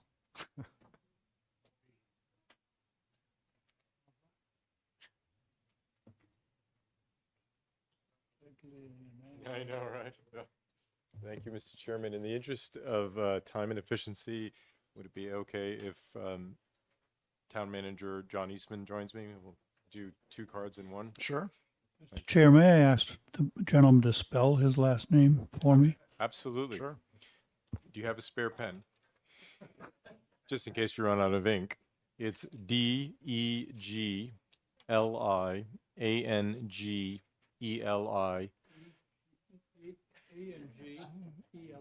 And as you thought, it's pronounced Paul D.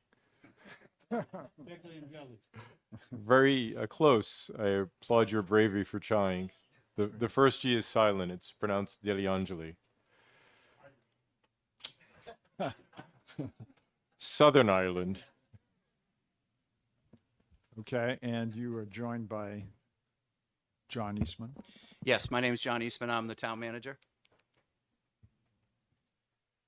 Thank you again, and thank you for powering through my last name as well as lunch. Can't be easy when we're all low blood sugar.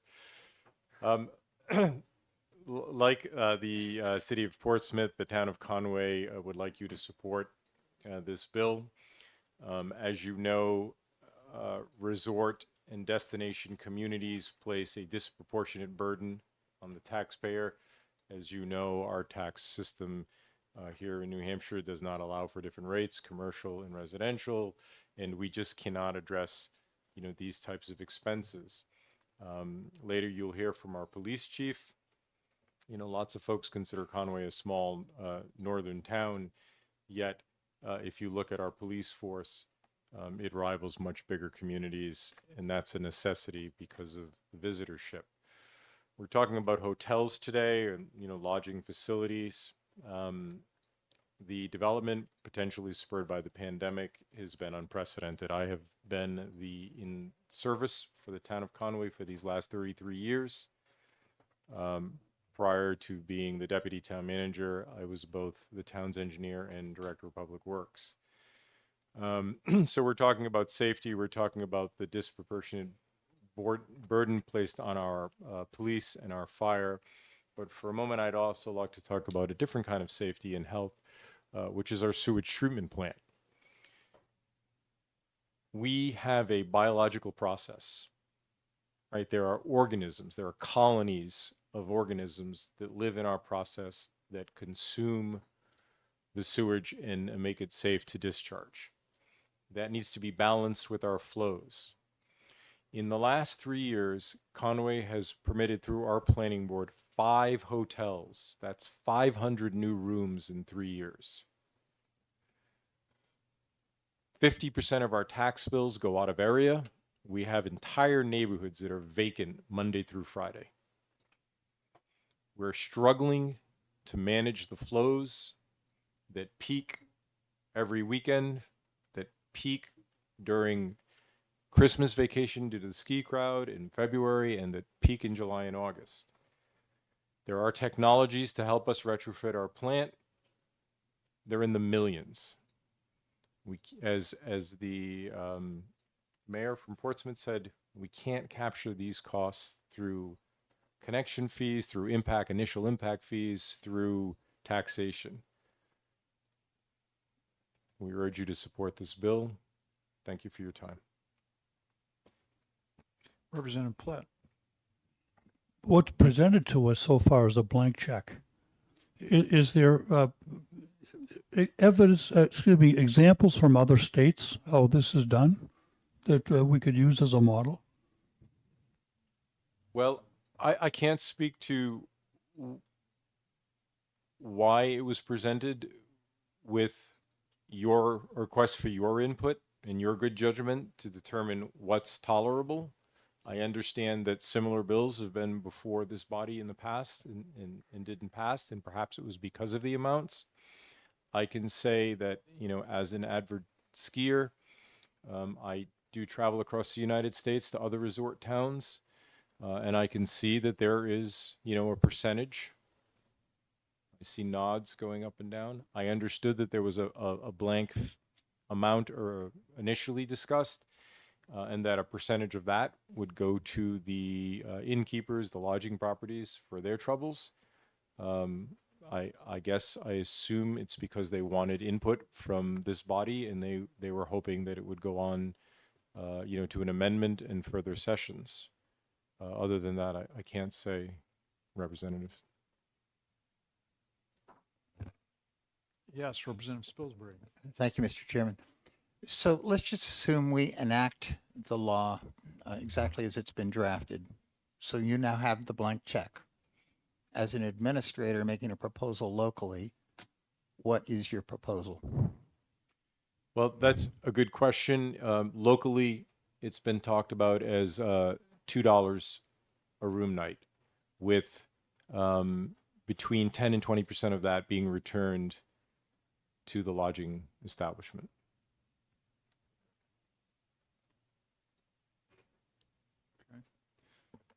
Thank you. Oh, okay. Thank you. Yes, Representative Fellows. Thank you, Mr. Chairperson. So actually that was like part of my question, and that's answered, but I'm wondering, when you have a lot of those Airbnbs up in Conway, so how would they be taxed? Per room or per bedroom, or Per night of rental per the property. So if I rented an Airbnb for Friday, Saturday, and Sunday, under the amount we just talked about, that would be $6. It's 3 nights, 1 property. Whether, you know, again, there's discussion, sliding scales. This one sleeps 16, this one sleeps 4. You know, keeping things simple, walking before we run. And again, although I don't know because I'm not the sponsor of the bill, I assume the reason it was presented that way is for the input of this body. Representative Ors. Thank you, Mr. Chair, and thanks for taking my question. So at $2 a room a night, how much money would you raise in a year?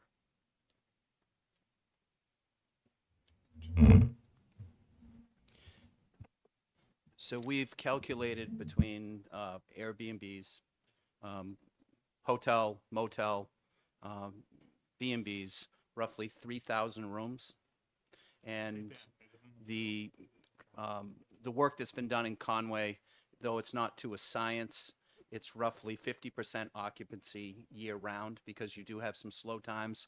But in the busy times, in Conway / North Conway, we're busy at least 9 months out of the year. So we would estimate about 50%, which would be about $1,500, or excuse me, 1,500 rooms times 2, $3,000 a day. You're just slightly under $1 million. That's the estimate. For the year? Yes, sir. Follow-up? Follow-up? So how much money do you need to upgrade your sewage treatment systems? We just contracted with a consulting firm. We went through the usual and customary RFQ process.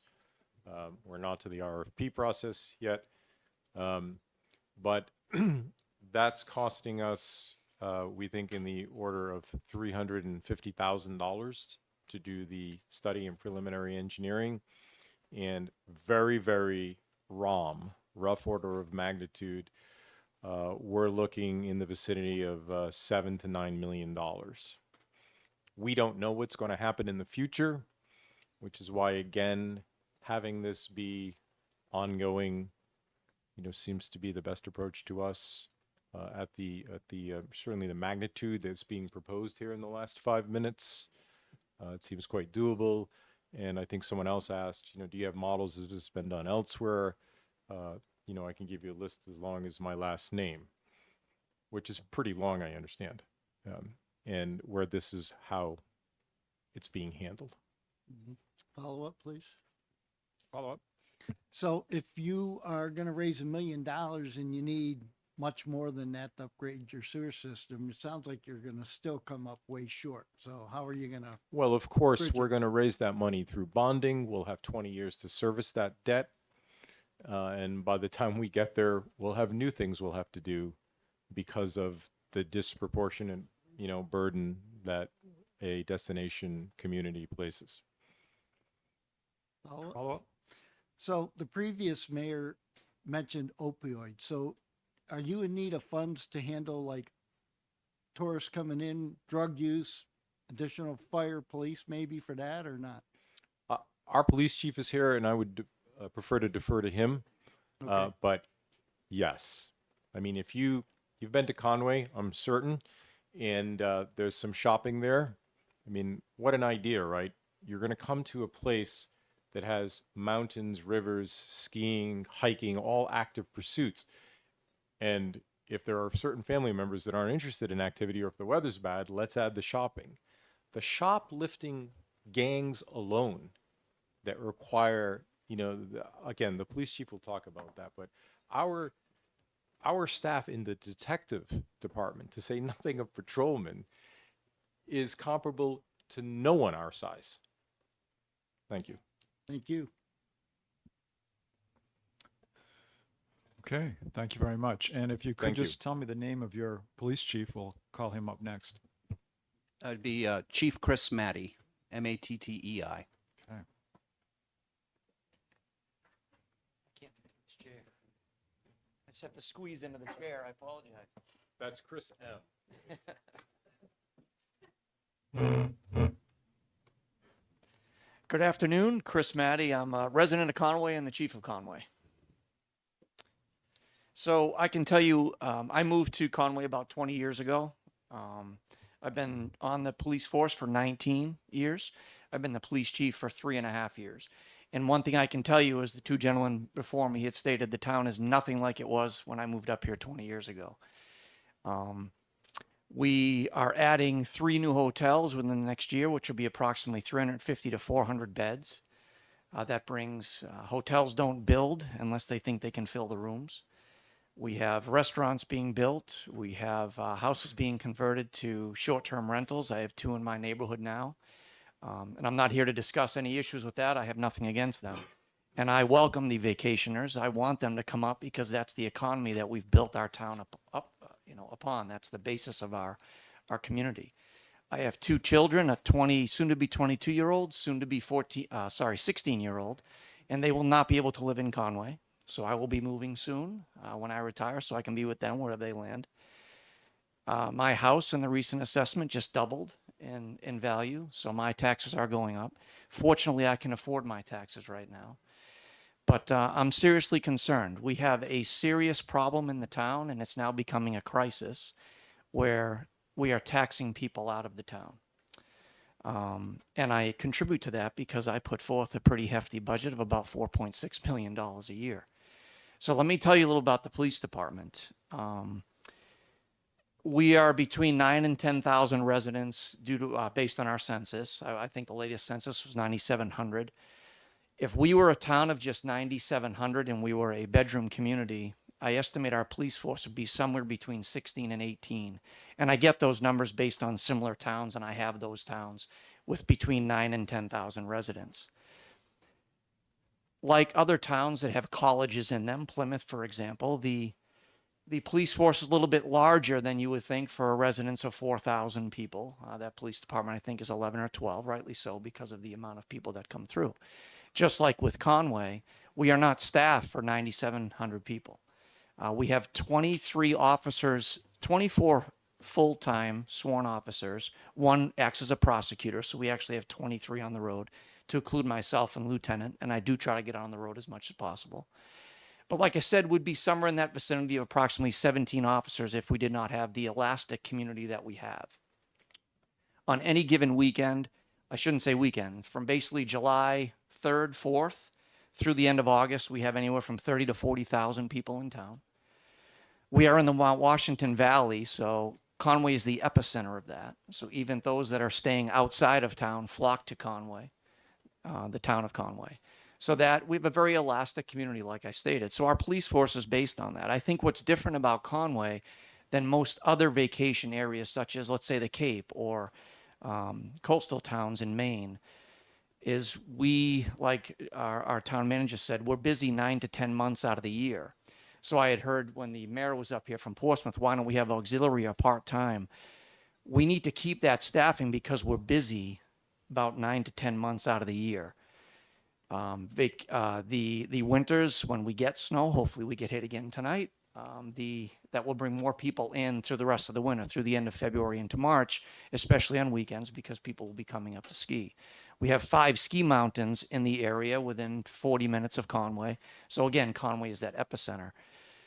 The issue that I have is each year we put forward a budget. We try to be as conscientious as we can to the taxpayers, but we do need more staff. Last year I asked for an additional dispatcher. Just so you know, we have 7 dispatchers full-time, along with our 24 sworn personnel. We have 35 full-time staff members at the department to include support staff. I do need a couple more officers, but every year when I try to write that in the budget, I hesitate because there are other things that we need.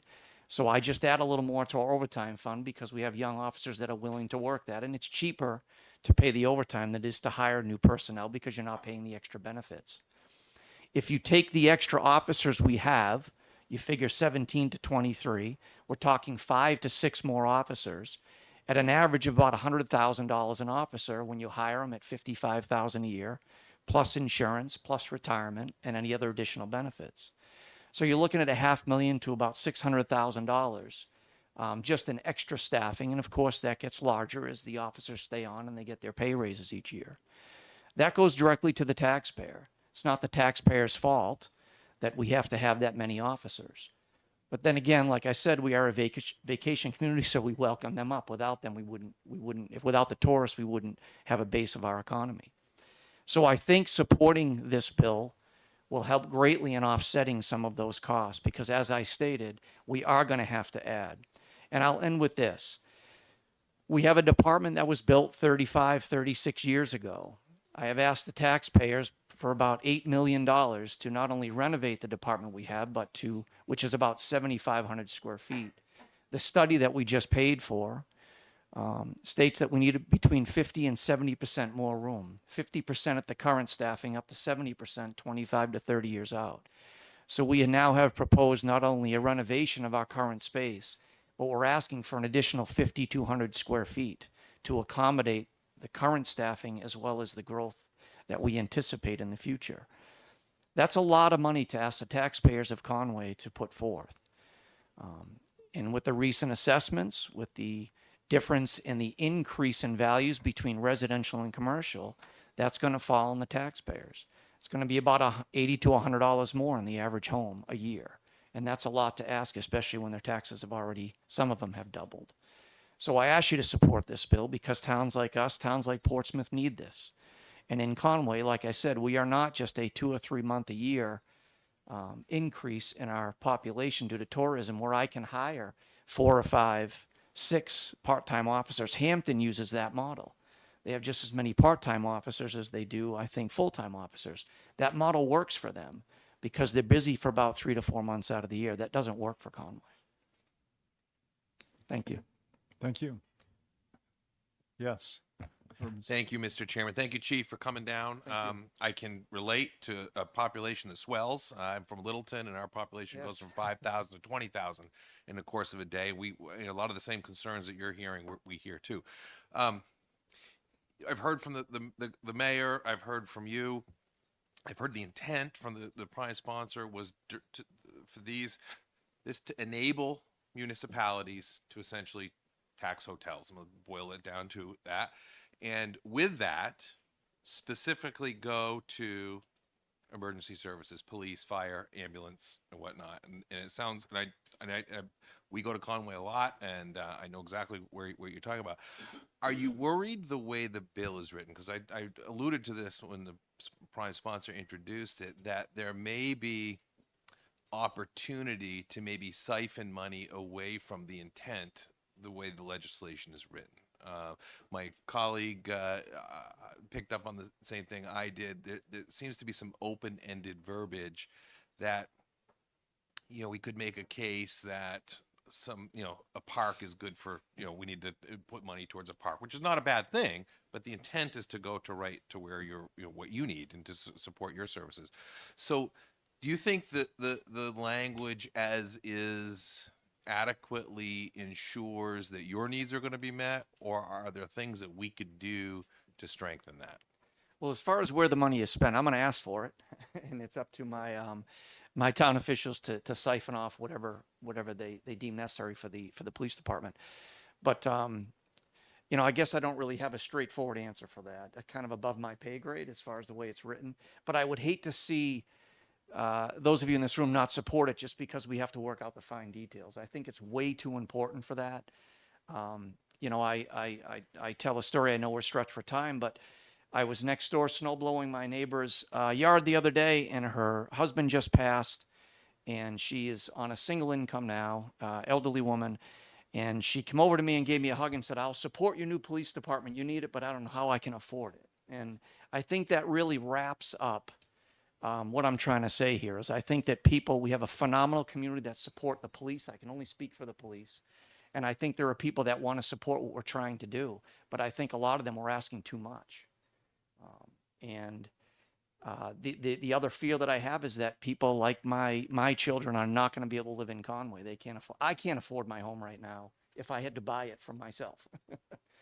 It's just too expensive. And luckily I moved in a few years ago, so before the rates went up. So I think this is needed. And I'm sorry if I didn't answer all of your questions. Yes, Representative Fellows.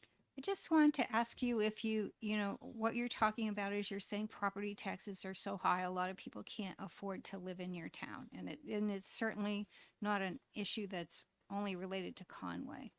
So I'm wondering if you have some ideas of why property taxes are so high. Well, I can tell you that the amount of second homes that we have in the community, people are coming up and they want the homes in Conway and they're willing to spend the money to purchase them. They're paying in cash. A lot of times they might be outbidding people who have to finance, and it's paying more. And this is something that's happened, like you said, across the state, paying more for houses, which has inflated the values. I can tell you that I lived in Freiburg, Maine, up to 4 years ago. I moved to Conway so I could hopefully have a shot at this job. And luckily, fortunate for me, I did get the nod to take on the chief's position. And I think it's important that I live in Conway. I think it's important that I'm a taxpayer. But I can tell you that 4 years ago, I would not have been able to purchase the house that I live in.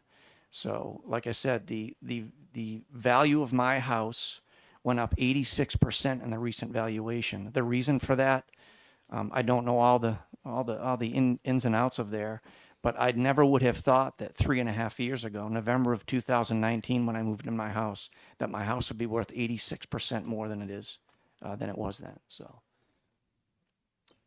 Okay, thank you very much. Thank you.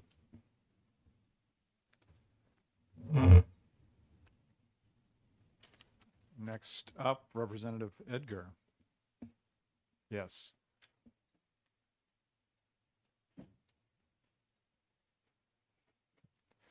I'll just say, we still have a lot of pink cards to go through, so I'd ask that as you come up, think about what hasn't been said and try to give us new details.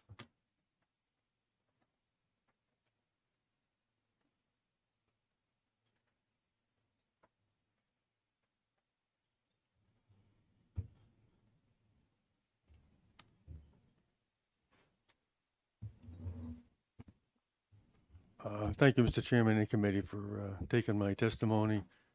I will make it brief. I'll cut out most of it. There's been an awful lot said already.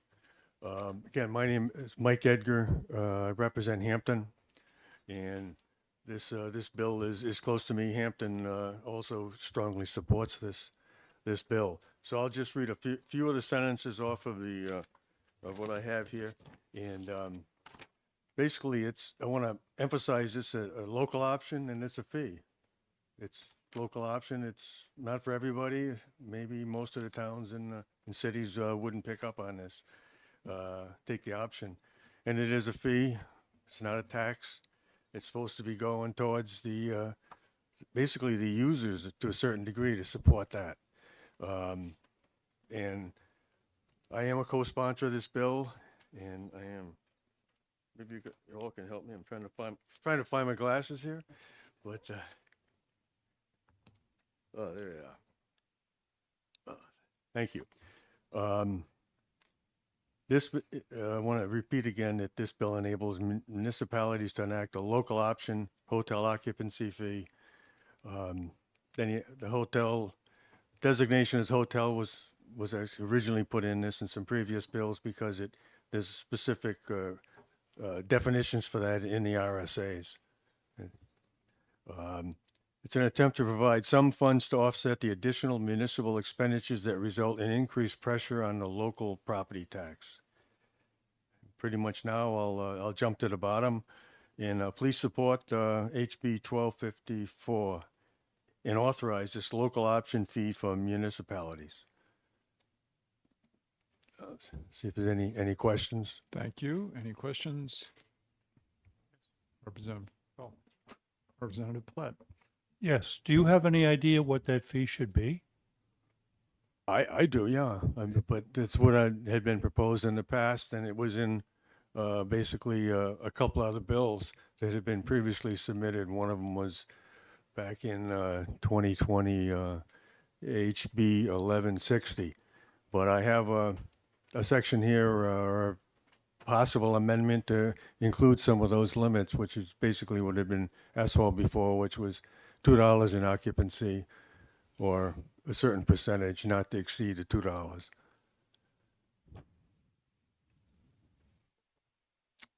Okay. Thank you, Representative.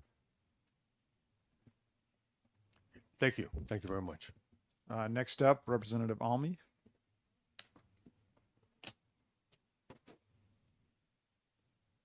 I was going, Representative Susan Almy, City of Lebanon. I think I authored one of these bills. And I've been doing this for quite a while. And I am speaking for the non-tourist urban centers. I call them urban hubs. Some of them are towns, some of us are cities. But we are the center of a lot of towns that are bedroom communities. And they have much lower property taxes than we do because we provide the social service network. We provide the shopping. We provide the hospital. We provide a lot of other things. Lebanon is a industrial hub, as well as has the largest malls in our region, and has a lot of startups, has a lot of nonprofit, not tax-paying, social services that are used by the entire region. We have a free transit system. Lebanon and Dartmouth College provide a fair amount of the cost of that. It goes to 15, 17 communities in Vermont and New Hampshire. And because of this, we have a police force which is twice as large as the police force per capita of any place in Grafton County, for the same reasons you've been hearing. We have a fire department, which is mostly at this point EMTs, people responding to opioid problems, and people responding to the growing number of aged people that live in our community, but also in the communities around us. And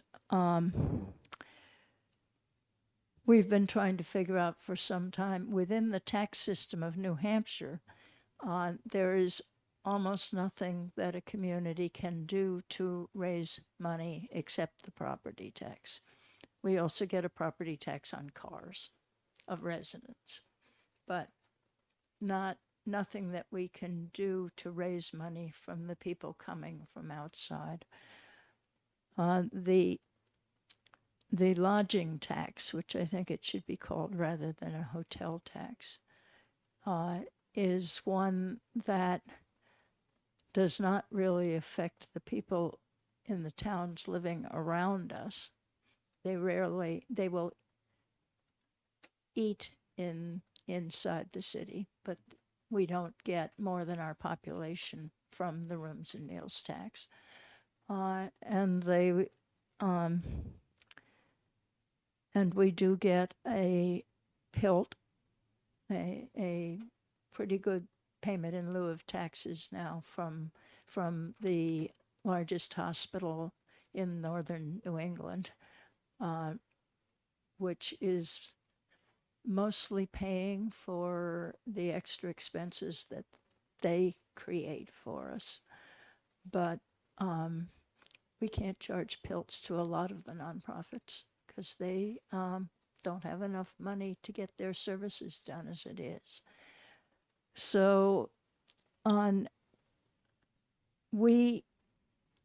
this is why I've been pushing for this for some time.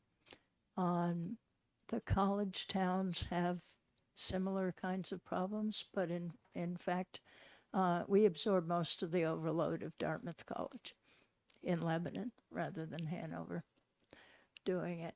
Our property taxes are the highest north of Claremont. I believe in all of Grafton County. So, and this situation occurs, Claremont is in this situation also. They have been providing less services usually, so they hadn't quite gotten to this part of the problem yet. But there are a lot of towns scattered around the state that are not tourist towns, but that are productive towns that can't figure out how to maintain the services that they're providing. And that does include sewage, but I don't think sewage is a public safety issue. And the public safety issue, I think, is a large part of this. Both for emergency health conditions and that I suppose could be sewage, and the police and the fire. So, Thank you.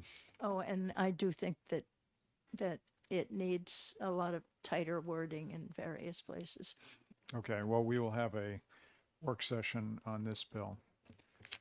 Yes. Thank you, Mr. Chairman. Representative Almay, if I may ask a quick question for you, and you alluded to this right at the end of your testimony, saying you need to work on some of the language. If it was to go into effect right now, the line on line 10, such funds shall be used to augment funding for the cost of municipal services associated with the increase in tourism and transient traffic. You think right now, as that stands, would be clear enough that these funds would only be used for that, regardless of where they're placed and we've had the question a couple times this morning, and that's what I wanted to bring up. Well, the mechanism that we're looking at would almost entirely, I put people up occasionally in hotels in Lebanon, but because I don't have much of a house.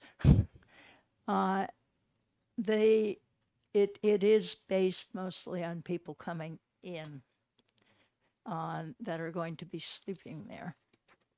And for that reason, I think that the transient traffic part, it wouldn't even need to say tourism, because tourism is transient also. Transient, by the way, has nothing to do with homeless people. In this case, it has to do with you've got somebody coming in from California to discuss a new way of building something. Follow up. Follow up? Thank you. More specifically, what I'm getting at is, are you concerned at all that these funds that are collected would be spent somewhere else? That's what I'm trying to Yes, get at. yes. I think that it does need a fair amount of definition in a whole bunch of areas, starting with lodging rather than hotel. Okay. Yes, Representative Bolton. Representative, thank you for taking my question. Regarding, I'm from Plymouth. Plymouth is a small Right. town, but similar issues than most of the larger towns. And I think we have 13 police officers, by the way, not 10 or 12, because I'm on the select board. And it's great to have a full staff, but it's kind of like a horror show to try to like fund everything. But you said similar bills were put in the past that you may have even submitted. What was the outcome of that? And is this bill perhaps more, provides more clarity to how we should proceed on this? I think there's been something of a conflict between tourist towns and non-tourist towns that are having identical problems. And I would bet that Portsmouth, for instance, has a lot more of the features of taking care of people in the outskirts that we have. But than they were talking about. But it has been difficult dividing on agreeing on what we were doing each time. And this bill is the first of two, I think, that were put in, and the second one bowed out so that the first one could go forward. I do think that that the problem, part of the problem has been that, but part of the problem has simply been that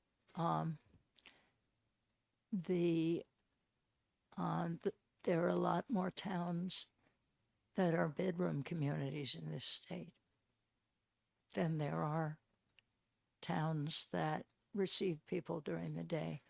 Lebanon is up to 15,000 population at this point. The mayor claims 16. But as of 15 years ago, they told us that we had about 35,000 during the day. I would bet, given the number of businesses we've got now, that it's more like 50. But Representative Spilsbury. Thank you, Mr. Chairman. You've made a very interesting distinction between the towns that have this problem because of tourism primarily versus a town that has this problem for other reasons. And you also mentioned Claremont. I don't represent Claremont, but it's adjacent to Charlestown and very much affects its surrounding towns because, like Lebanon, it's a shopping hub. And it's a shopping hub at a state border in a sales tax-free state that derives an awful lot of its activity from that advantage.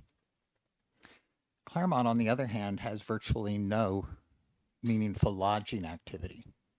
So if the concept is that we have a problem, and it's a shared problem in these different iterations, but the solution is to raise it off of lodging, what happens to a town that suffers from the burdens of being a regional shopping center and a regional social services center, but doesn't have the derivative source of income to go tax?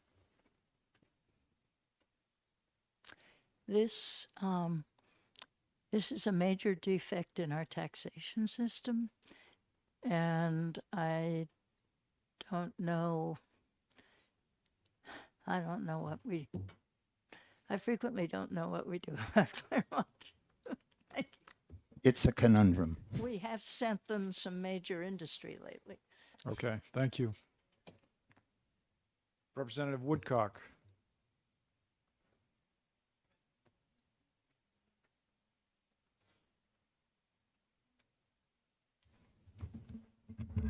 Thank you so much, Representatives. I will try to get us back on track to answer some of the questions.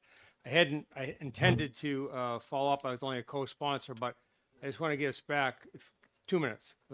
Like you, this 11:30 meeting is now 1:30.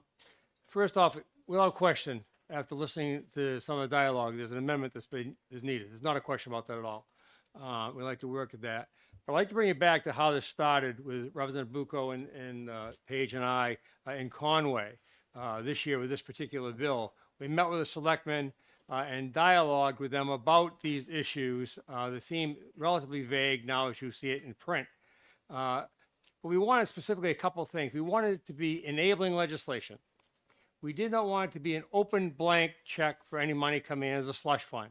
What we wanted was a fee. In this case, we talked about $1 to $2 per night, per occupancy per room, but strictly for health and safety, strictly for in a account that was a dedicated incumbent account for police, fire, EMS, and wastewater, the 4 health and safety pieces for our town, which has been extended and overused and overcharged because of the tourist community which we are, which is terrific, except for these costs don't replicate what a town of 8,000 or 10,000 people use, all right?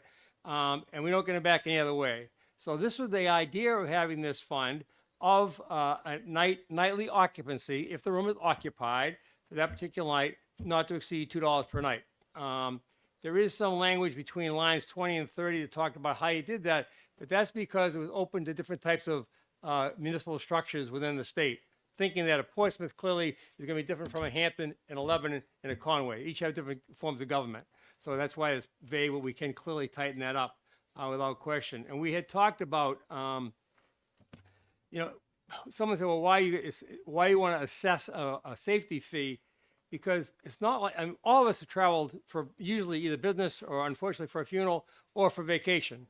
And we go in and get a room. If you look on the website today in North Conway, they start about $1.50 and go to $500 or $600, depending what you want that night at the room.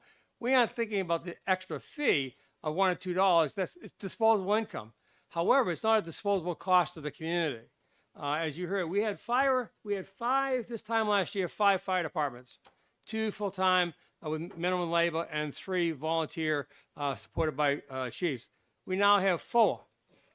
And it's going to be 3 before next year comes because we can't afford to supplement the staffing we need. We can't afford to keep the cost of the fire equipment up.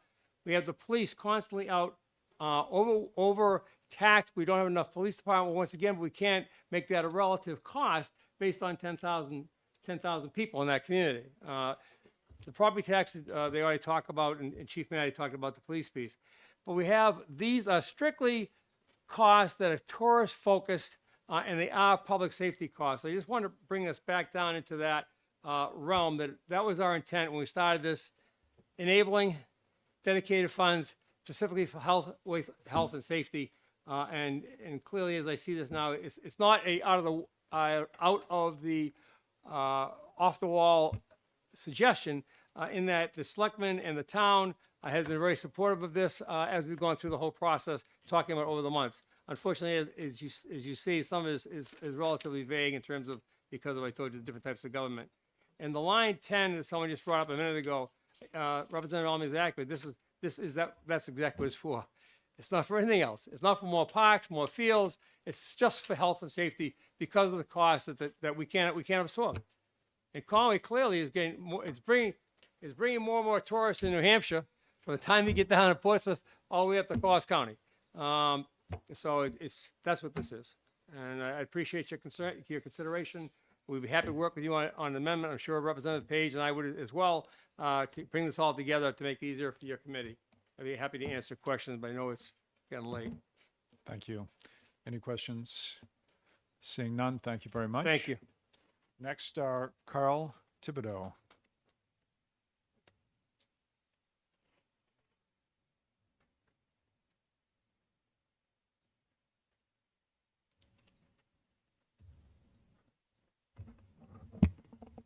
Carl Thibodeau, Vice Chairman, Board of Selectmen, Conway. Pretty much everything that I had on my list has been touched on except for one particular item. First of all, I'd like to just go back to the fire and emergency services. I talked with the fire chief yesterday who was unable to make it today. The fire departments in Conway answered over 3,000 calls for service last year.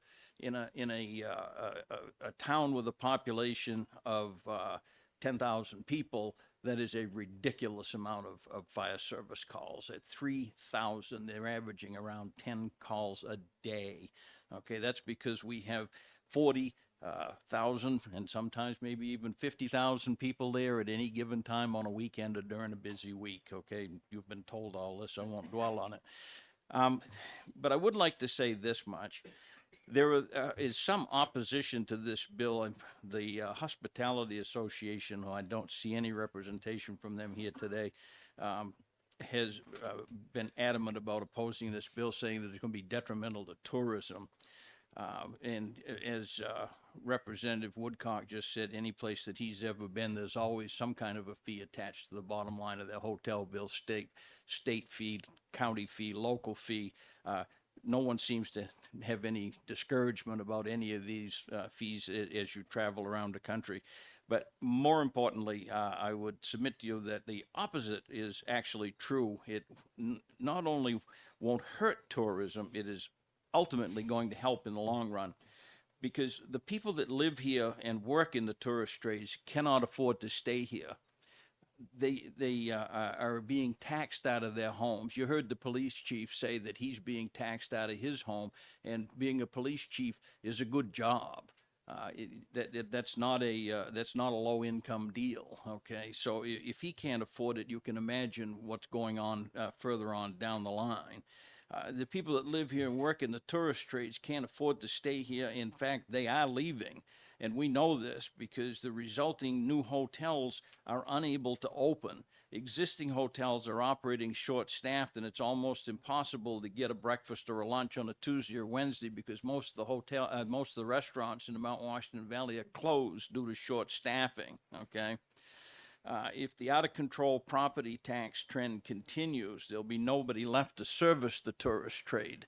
So it's important to think about this very carefully and to allow those of us that want to have this fee attached to these rooms to offset some of these costs and ultimately keep our taxes down to something that can be affordable, to have this legislation. If there's nobody left to service the tourist trade, where will they go and what will we do? Because we are totally dependent on them at this point in time. Thank you for your time. Thank you. Any questions? Yes, Representative Fellows. Thank you. So you mentioned how housing is unaffordable for most of the people that work in Conway and a lot of people who live there now. Yes. So the estimate on what this bill could possibly do for Conway would give you maybe $1 million extra revenue in a year, and that would help a little bit, but you don't think that it would be able to make housing significantly more affordable, I wouldn't think. And what do you think might be able to do that? That is an excellent question, and this is not the answer. Okay, this is simply one piece to a puzzle that the Board of Selectmen have been working on for quite some time. We are working in conjunction with the Planning Board, whose chair is here tonight. I don't know if he's going to speak or not, to work on things like expanding a density requirement so that they can build more houses on a smaller piece of ground, things of that nature. We're working on the master plan. The master plan has a lot of provisions in there for some form of affordable housing. This is not the beginning, the middle, and the end. This is just a piece of the puzzle that will be very, very helpful, that will assist in getting us to that end. It's not the answer. It's just a piece of it. Okay, thank you very much. Thank you for your time. Now, this next card, I'm sorry, I can't read the first name. It starts with a D, and the last name is McEachran.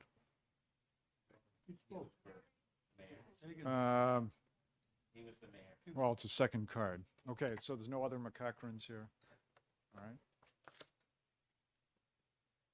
Next is Heidi Milbrand.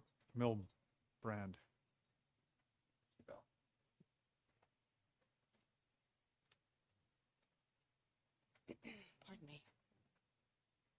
Well, good afternoon. Thank you. My name is Heidi Milbrand. I own and operate Pleasant View Bed and Breakfast up in Bristol. And I'm also the immediate past president of the New Hampshire Bed and Breakfast Association. I sit on the board of directors of the New Hampshire Lodging and Restaurant Association, and I'm also a member of the Lakes Region Bed and Breakfast Association. And as a side note, as I'm sitting here listening, I'm hearing people talking about their property taxes.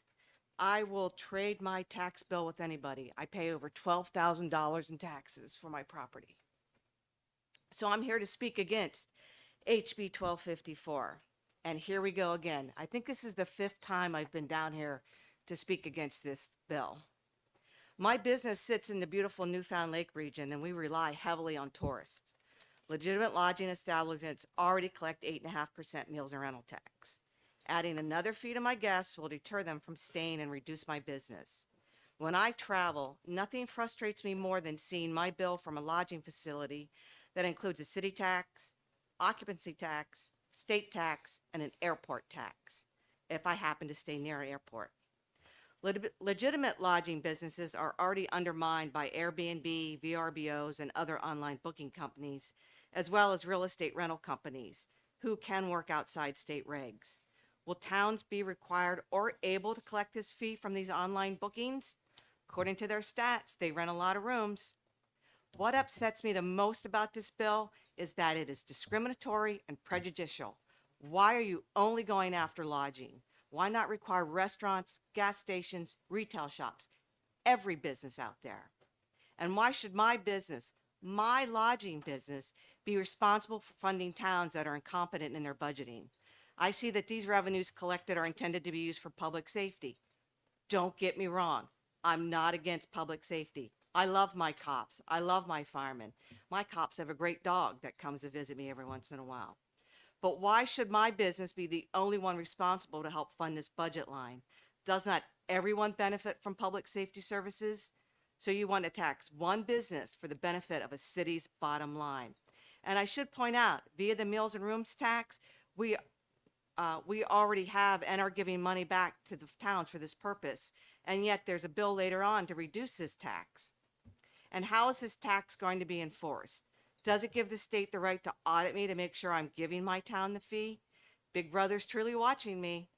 And what about admin costs to the town? How will they be paid? I also see that in order for this bill's requirement to go into effect, towns will need to vote on it. I shudder at this thought, particularly with no cap on the fee.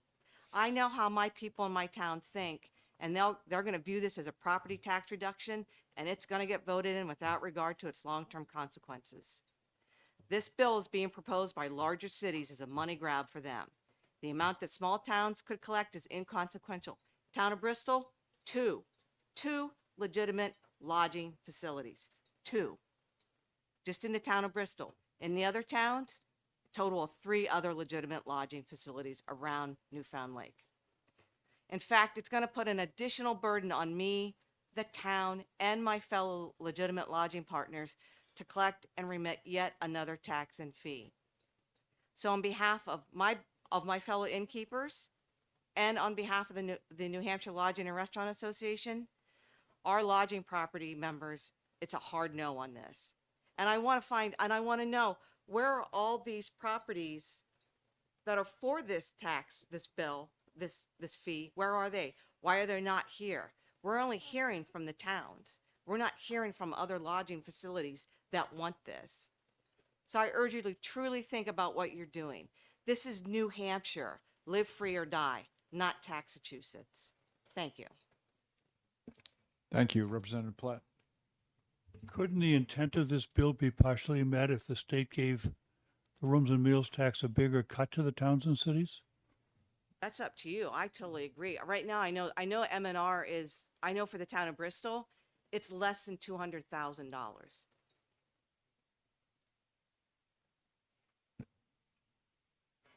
Yes, Representative Ors. Thank you, Mr. Chair. Excuse me. Thank you for taking my question. So if you had mentioned the other bill about meals and rooms, so if that tax was to be reduced, is that good for you or bad for you? Personally, it's, well, you're going to reduce it. I guess the bill that's being, There's a bill to reduce. yeah, to reduce it like in 3 years from 8.5% to 6%. So why not just keep it at 8.5%? Why do we need to reduce it down to 6%? You're getting less money now, but yet you want to put another fee on this. And if you're allowing the towns and municipalities to set that fee,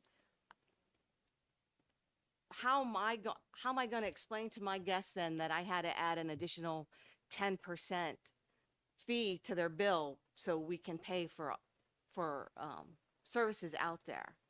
Just keep it at 8.5%, but make sure that it's being administered correctly back into the towns. Like I know the 200 grand that the town of Bristol gets, it just goes onto the general fund and it's used wherever it can be used. Follow up? Yes, follow up. So reducing the meal and rooms tax doesn't necessarily hurt you, but wouldn't it help your business if that tax was lowered? No, because it's a pass through. People don't get upset about that. I mean, they're used to seeing that tax on there. So you're saying an additional tax on their bill might be But- alarming? Right, particularly like I said, if you're giving the towns and municipalities the power to set that fee, they could go anywhere, like somebody said, $2 per room per night. They could go up, but there's no cap on it. You could have it $10, 10%, $100. Got it. Thank you very Yep. much. Oh, you're welcome. So, Representative Spilsbury. thank you, Mr. Chairman. In an attempt to reconcile those comments and take them one step further, what if we combined the concept of reducing the meals and rooms tax in terms of its statewide application from 8.5%, take it down by 1 or 2%, but then concomitantly allow local municipalities to surcharge the meals and rooms tax by that 1-2%, so that it would not in any event be higher than the 8.5% it's at now. Why not just keep it at 8.5%? The- Why do you need add an extra step? So to charge today, as you somebody? pointed out, all of the meals and rooms go into the general fund, but we earmark 30% for distribution back to municipalities. Those are distributed across the state regardless of where the meals and rooms revenues were generated. So what I'm asking is if we reduced the rate by 1 or maybe 2%, and we then allowed a municipality to surcharge using the exact same collection structure, statutory scheme, and make up that difference, then it would return it to the town of origin. That's the difference. So would I be required, well, how would they enforce that though? So am I gonna, if you're gonna reduce it, say by 2% to 6.5%, then you want the town to make up that 2%. How are they going to enforce that on me as the person collecting that tax? Well, these are details we'd have to work out, right? But just for the sake of discussion, assume that the statewide figure is 7.5 rather than 8.5. Assume each municipality is given the enabling legislation to surcharge up to 1%. Assume that the state collects it and they manage it, the cash flow, and they rebate the 1% because they know exactly where it derived from. So the records are all there. They just simply have to cut a check for the 1%. It goes back to the town of origin. Would that be workable for the lodging industry? Again, I just think it's unnecessary to have that extra step in there. Just keep it at 8.5% and have it as a pass through to my guests that stay with me. What's so hard about that? Why do we need to add that extra step in there? We'll take this up in the work session. Yeah, that's what I was just thinking. Thank you. Okay, thank you very much. No, thank you. Okay, next is John Colbain. No, not. I'm not sure if I'm saying the end of it. John Colvin. Okay. Selectman in Conway, but I'll defer because of time and blood sugar to the next speaker. Okay.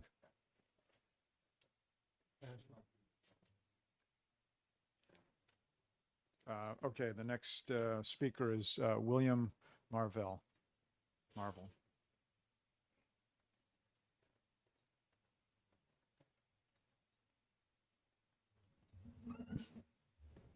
I am Bill Marvel.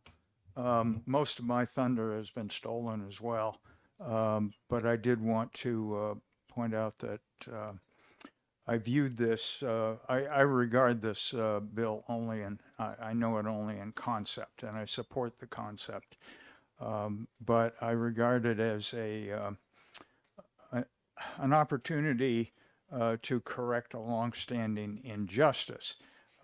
We on the Conway Budget Committee have tried to figure out exactly how much money Conway businesses provide to the state through rooms and meals taxes, and have had a hard time finding that number. But by extrapolating from county numbers and from Conway's prominence in that county, it's obvious to us that we get only a small fraction of what we generate.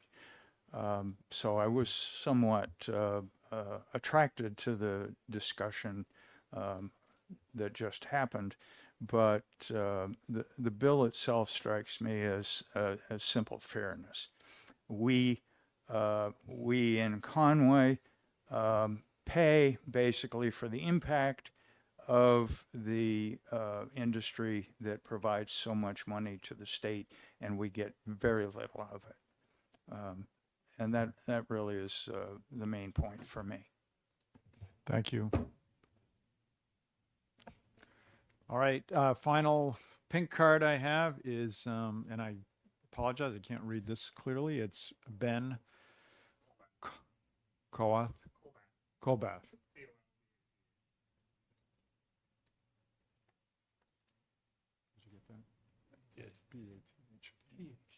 Sorry, I did scribble there at the end. So I'm from Conway as well, and I'm grappling between sitting here as a citizen or sitting here as the chairman of the planning board, because I am the chairman of the planning board for the town of Conway. And as Paula had said earlier, we have approved quite a few hotels in the recent years. And recently, last year, we proposed a moratorium on building hotels and commercial structures of 50,000 square foot or greater, because we need to. And we're putting it back on the warrant again this year. We need to, because we're at a loss as to what to do to help our citizens, to help the people who live and work in Conway, to help people like me. I'm a blue collar guy. I took the day off to come down here. I have family. I got kids. You know, it's not easy for somebody like me to get down here. I think I represent a large portion of the population of New Hampshire who can't come to these. But I really wanted to come down and speak to this. The reason we're proposing the moratorium, and it's funny that the Lodging Association lady who's not here, who left, she brought up live free or die, right? As a planning board member, people often ask me, why do we need another hotel? Why did you let them build another hotel? Well, we have to. We follow the RSAs. We do things properly as we should.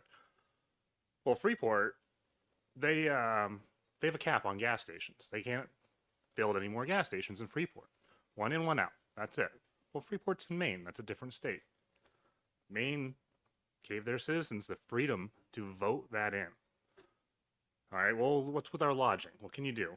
If you go to New Hampshire Zoning Atlas and you look at at Conway, we are one of the most permissive towns for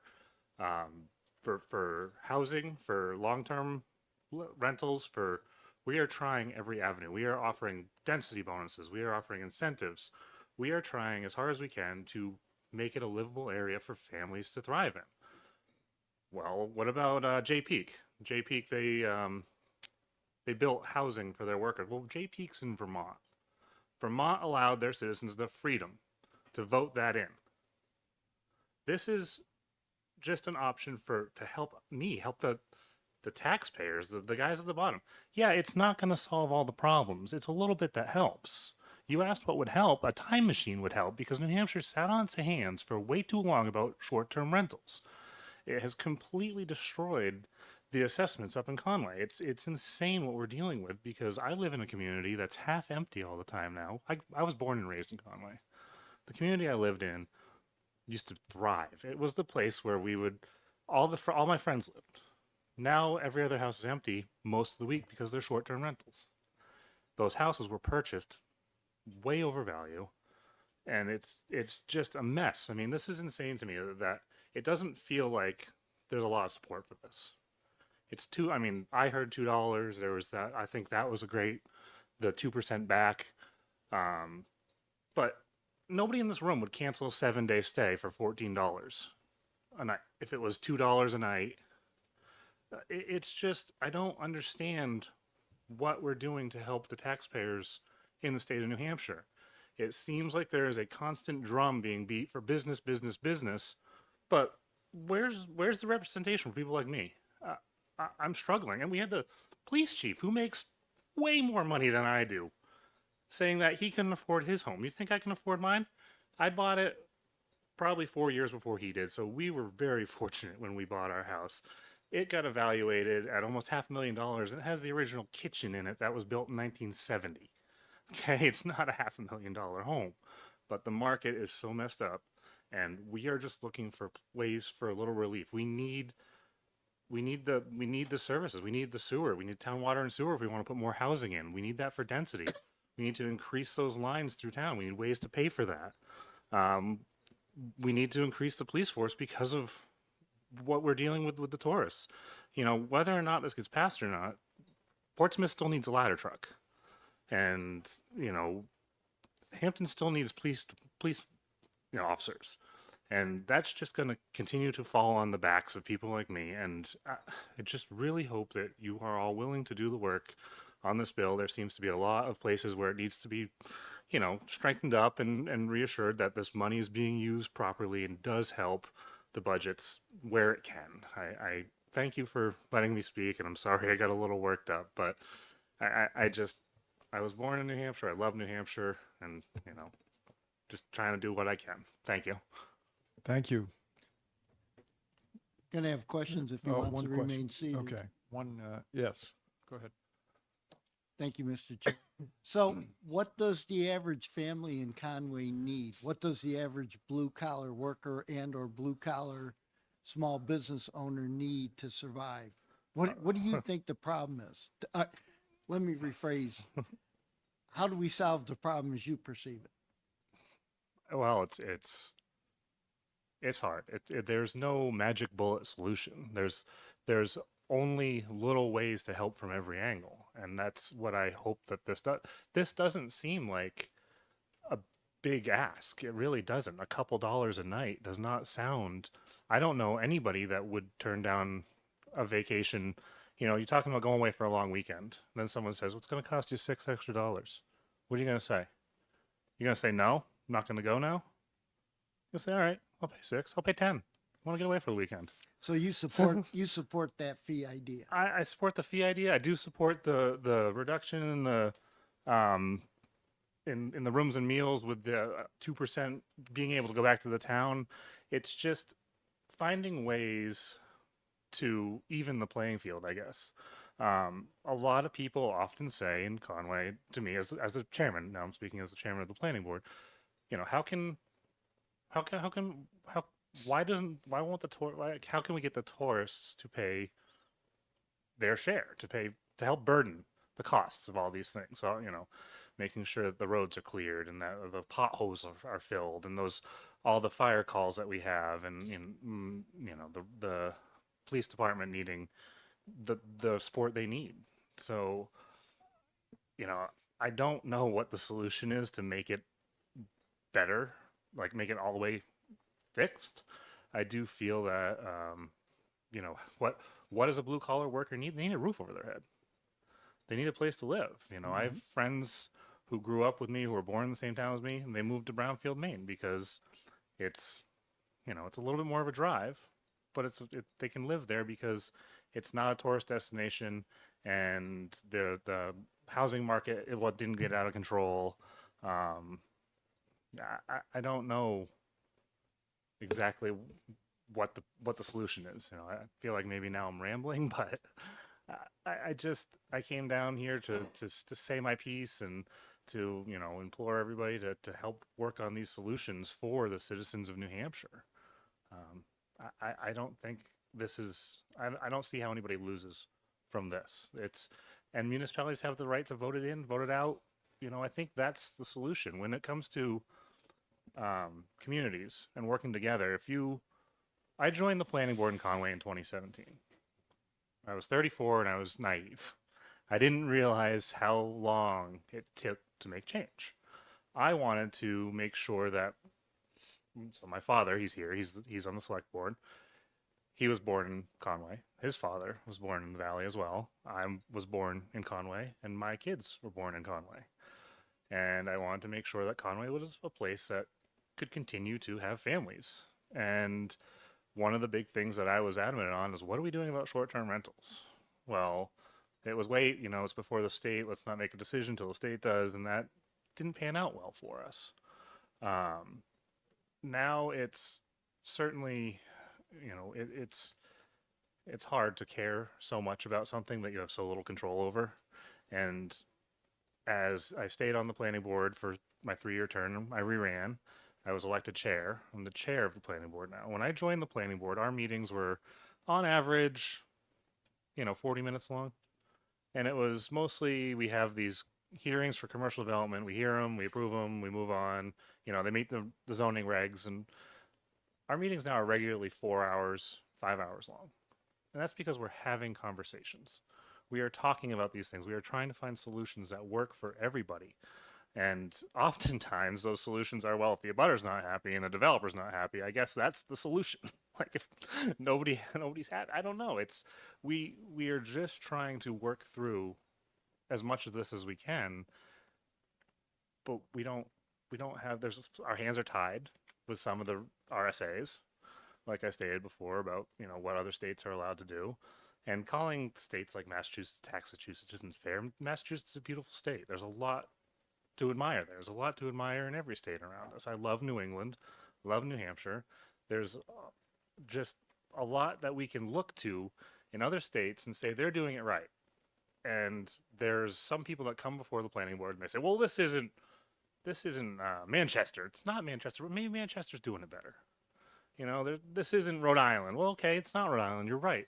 But let's look at what works in certain places and not stand on our laurels so much that we're, cutting off our nose to spite our face. It's frustrating sometimes.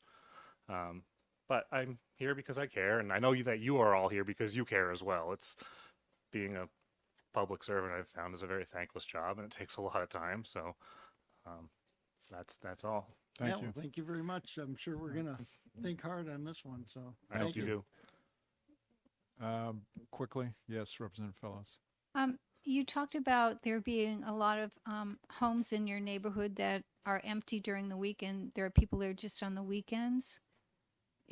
Yeah. So Yes. are those people who own those homes and only show up for the weekends, or are they being rented for the weekend? Both. There's short-term rentals. I don't know. The owners are actually, out of state somewhere, and they're just on one of the local listings, the Airbnb or VRBO, or there's a couple. There's one across the street, very nice couple. They do come up and use their own home. They don't rent it out, and I really appreciate them for doing that. Mr. Okay. Chairman? Yes. Yeah, very briefly.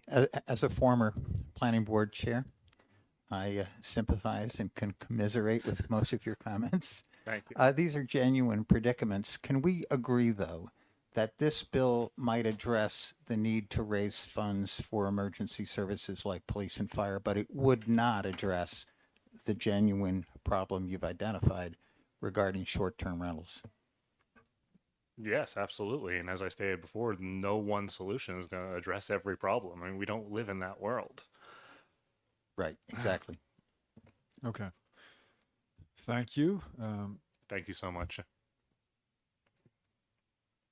Yes, Representative Almy. Just address something that came up that most of you don't know about yet. Is it something we should address in a work session, or is it something to mention now? I think it would be useful to mention it now because the head of restaurant and lodging is here. Okay. We, a number of years ago, Abrami and Major and I were on a commission with the Senate, whereby the Senate Portsmouth people were trying to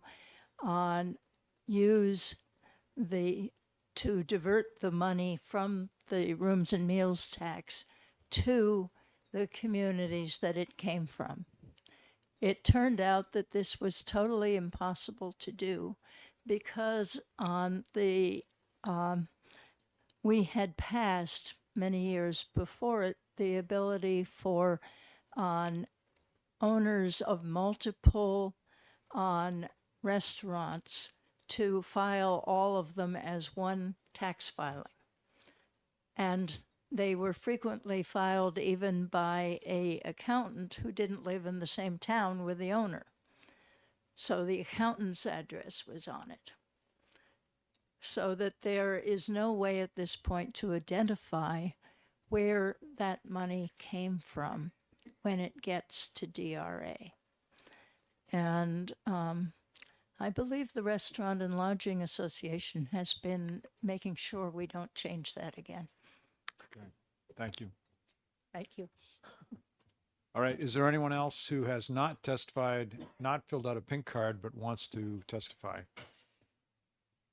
Okay. Seeing none, I'll close the public hearing on HB 1254.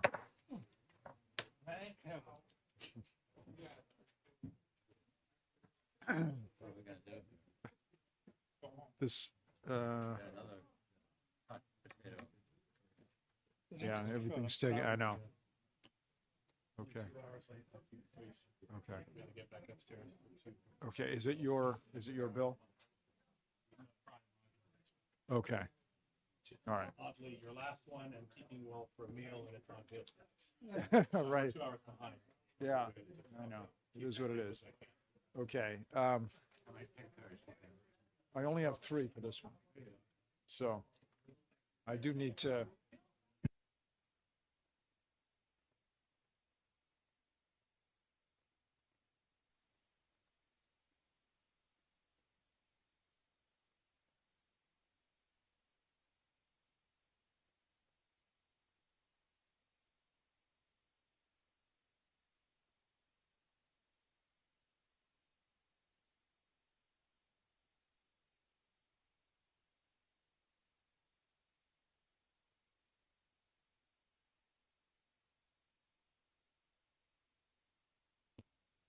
Okay, in interest of time, excuse me, we have only 3 pink cards here.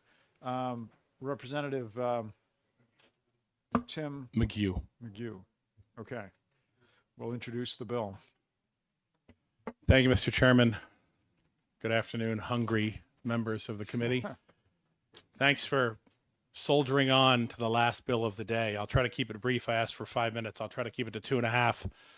I just emailed you all my written testimony, so I won't read or recite that in interest of time. I'll just focus on the high points. Yeah. It's a pretty simple bill, 1% reduction in the meals and rooms tax. Restore the New Hampshire advantage. Help working families.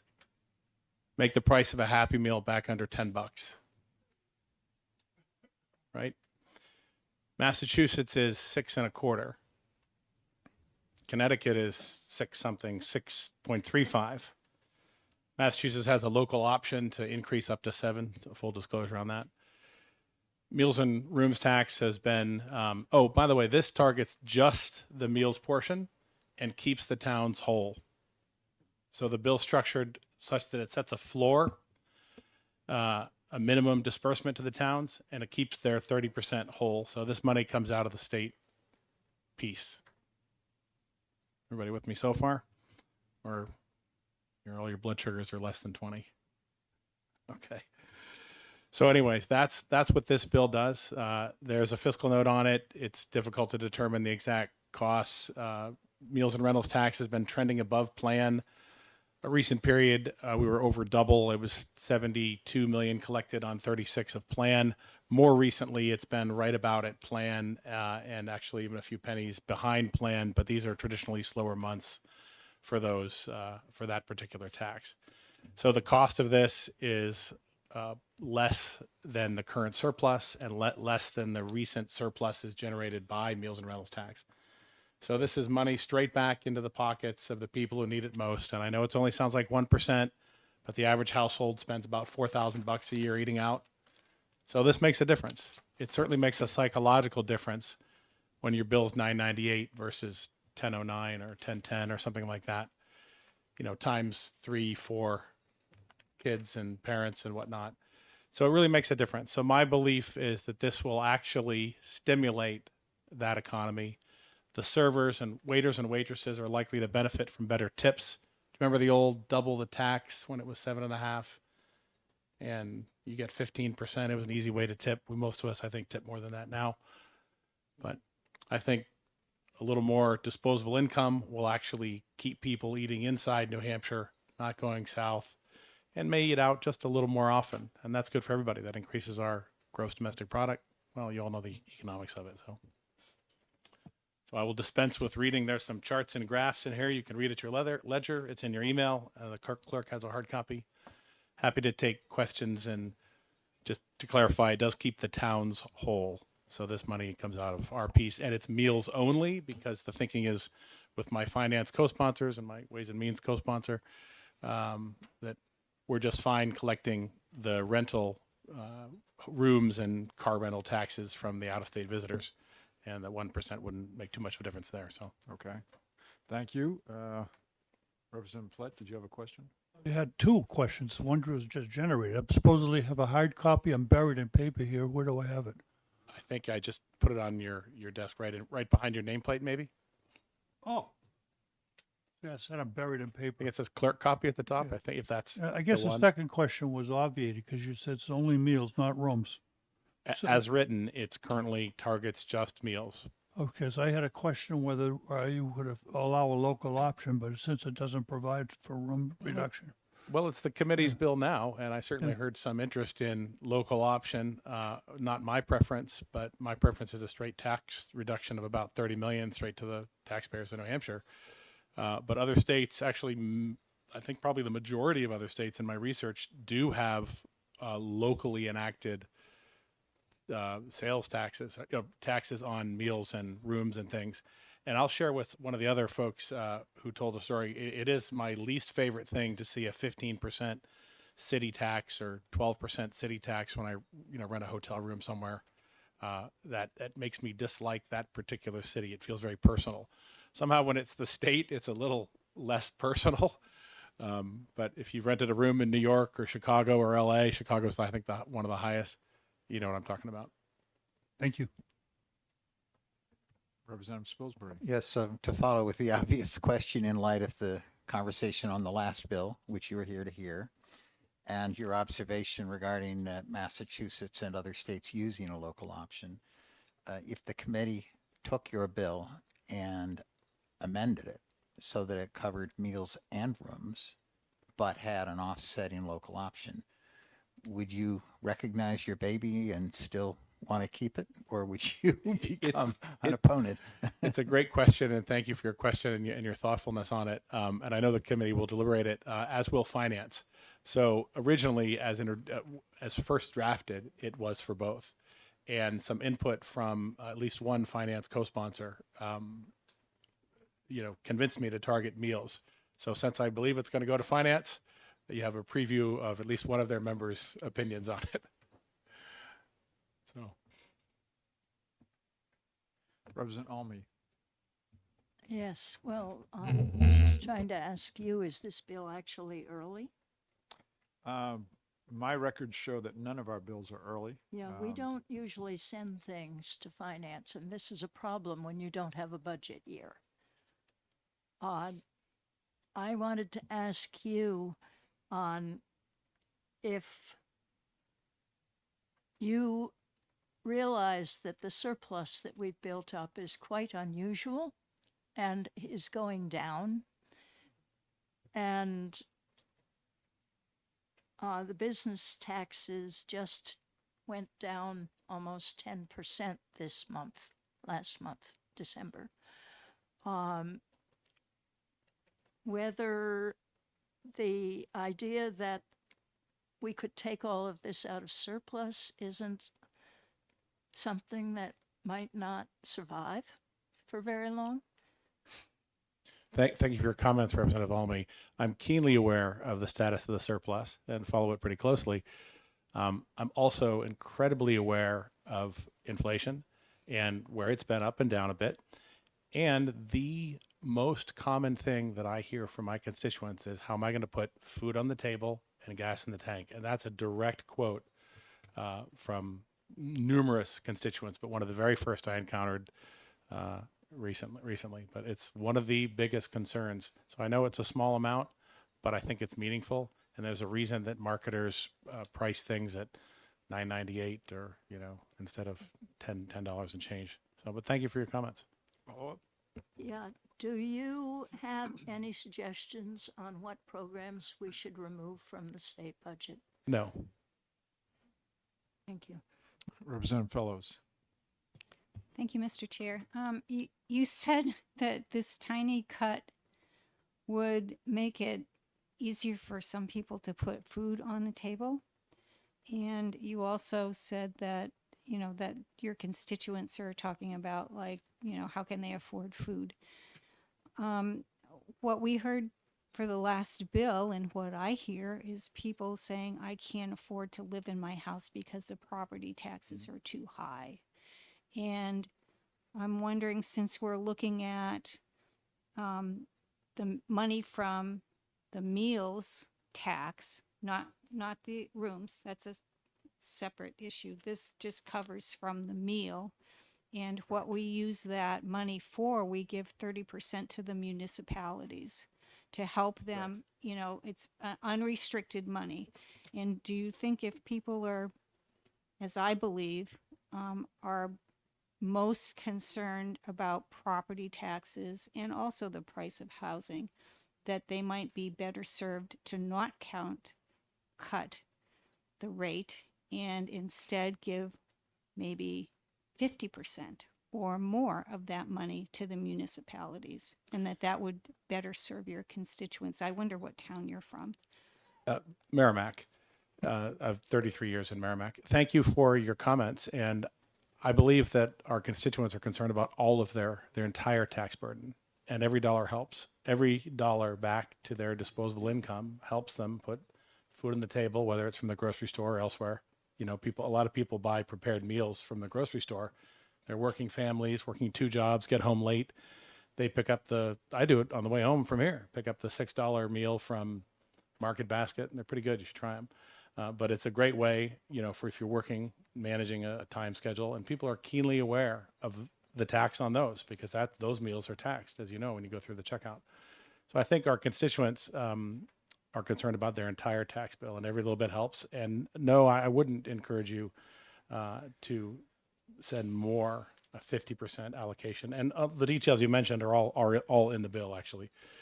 If you take a look through it, you'll see it specifically addresses the 30%, keeping the towns whole with a minimum.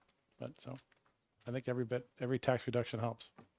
And just to circle back to Representative Almy's question about which programs I would cut, that'd be a long answer.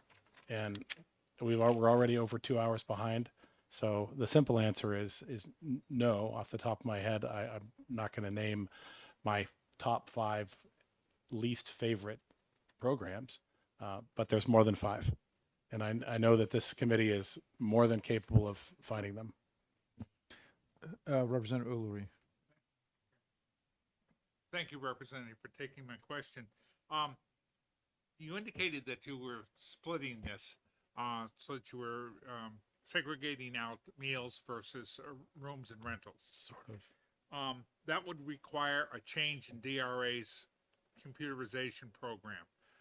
Did you calculate into that the cost to administer a change of that magnitude? Thank you, Representative Ulrich. I do believe the fiscal note mentions that they'd have to change a form and update some electronic submission process. And I think they indicated specifically that cost would be negligible and absorbed in their current budget. I think it's buried in the very lengthy fiscal note. It's on maybe page 4 of the fiscal note in that area. It does say it in there. It's a minimal adjustment. Okay.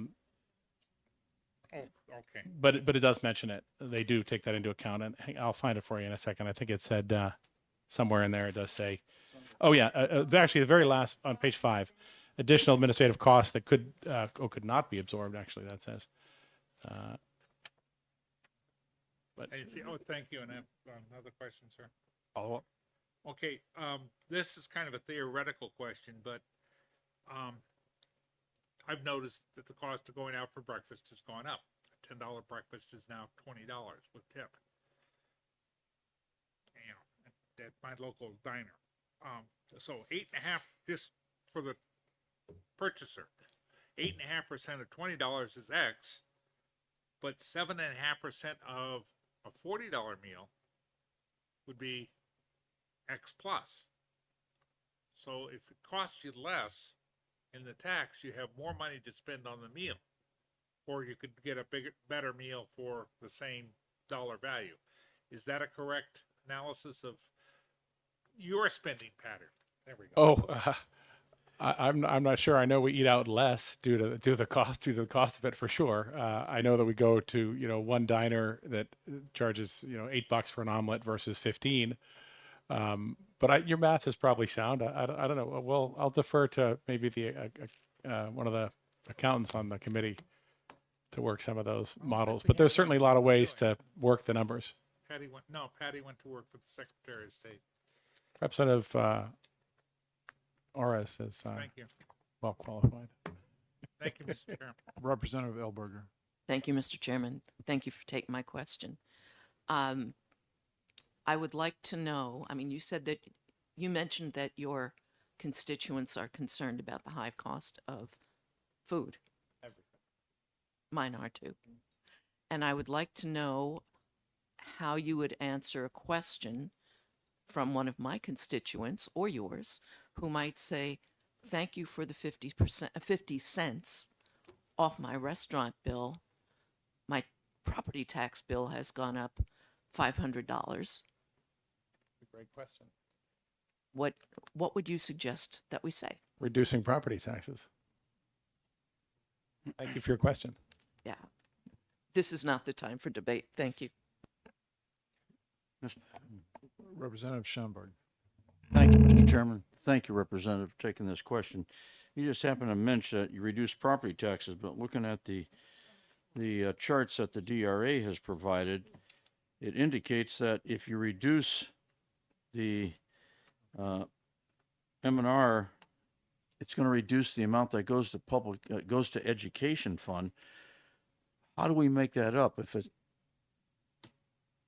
So I believe when you reduce that and make it cheaper, more people will eat out more often, right? Follow up, right? And the numerator goes up. And is that a theoretical or is that a data? Do you have a data on that proves that point? There's reams of data, and it is a fairly generally accepted economic principle of how to increase gross domestic product. I think we don't want to go into Econ 101 here, but it's a fairly widely accepted principle. It doesn't always work, right? It's hard to predict exactly what the market's going to do on a given day, and whether we're going to have a pandemic or a war, or whether we want those sorts of things, right? And I'm not an economist, nor an accountant. Point of order, Representative Orrs, you are a co-sponsor, so you can't ask questions. You can testify or ask questions, one or the other. Right. So if you want to be sitting in your seat like you are, you can just. Well, he sit can ask quietly. questions if he doesn't testify, right? No. Isn't it a choice? No. Oh, No. Okay. No, the choice is you can sit out there or sit here, but if you sit here, you can't ask ask questions regardless. Fair enough. No. No. During the work session, you can make statements. All right, Representative Platt. I just want to thank the chair first for shutting Representative Orers up. You don't have to sit next to him. Yeah, more serious comment. If the state were to reduce the rooms and meals tax, wouldn't that just give room for the restaurants to raise their prices more? I hope not. I don't know where they are. Hopefully not. All right, do we have any other questions for Representative McHugh? No, seeing none. Thank you very much. All right, next question. I was just actually just talking to Okay. Fellows. I just wanted to let the committee know now that you've asked me, you lost out on a great joke because I had. Well, maybe we can get it at a later time. Okay, next is Catherine Hetty? Heck, okay. Yeah. Sure.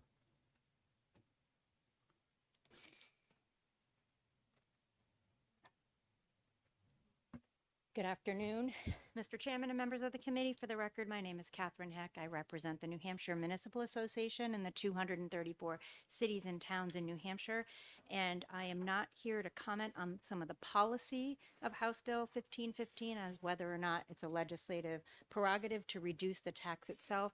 I am here to affirm that we appreciate that the sponsors considered keeping the municipal piece intact. At the 129 million or 30%, whichever is greater. We appreciate that. And that the meals and rooms tax, while it has been stated, is unrestricted funds that go into our general fund. I did provide you all a handout, a long sheet that talks about the property tax and how it's set. And on the back of that sheet, it is coming around. I apologize. It's No. coming. Oh. I will draw your attention to how the tax rate is set, and it is recorded, meals and rooms revenue is recorded as revenue, and therefore directly reduces the tax rate. So if there's a question in your minds as to how towns are using those funds, it is recorded as revenue and has to reduce the tax rate as per the DRA's tax formula. I also have a handout that goes into a little detail on the history of meals and rooms, and thank you, Representative Alme, for your comments on the prior bill. But we have enjoyed since the law change in 2021 a significant increase, in fact, a cumulative increase of $145 million being returned based on the new formula. From 2017 to 2021, the legislature budgeted, as is your responsibility, $68.8 million. And since the law changed, now that it's based on 30%, we saw that number go to $100 million in 22, to $120 million, to $130 million. So those are significant dollars that have come back to taxpayers to reduce the local property tax. So I really did want, as you deliberate the bill and the merits of this change, to just consider ensuring that we preserve the municipal portion, and that while I understand based on the previous bill, there was a lot of discussion around local options and where some of the monies are collected but they aren't maintained. This does provide an equitable way to give back to all of New Hampshire's cities and towns, and it does go back to 1967. So population-based meals and rooms is something that we would like to preserve for all our cities and towns. I know my own town has one restaurant and one inn, so we would never make up the difference that we are seeing from the current distribution formula. So I did want you to consider that. And if it pleases the chair, I will leave a copy of the last 2 years in detail so you can see of the meals and rooms distribution by town. I can email it as well. So you can see in your communities what has been given back directly and been reported on your MS 434 to reduce your local property tax. Yeah, And I think an email would be great as well. of course, sir. And I'm happy to take any questions. Do we have any questions? Yes, Representative Ward. No, you can't speak. We're still on the same bill. For a second there, I thought, wait a minute, aren't we still on the same bill? Okay.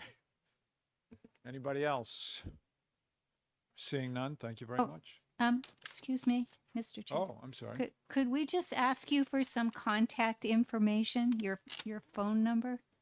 Sure, I have provided that to the committee, and I will email the entire committee my 2 handouts, and my contact information will thank be you. on there. And again, I want to thank the legislature, not only for that law change, but for the amount of money you have been returning to cities and towns. It has been reducing local tax burdens, whether it's in the highway block grant money, the bridge aid, and some of the other programs that you have established. So thank you very much for that continued partnership and support. Thank you. Okay. Last but not least, Lauren O'Sullivan from the DRA.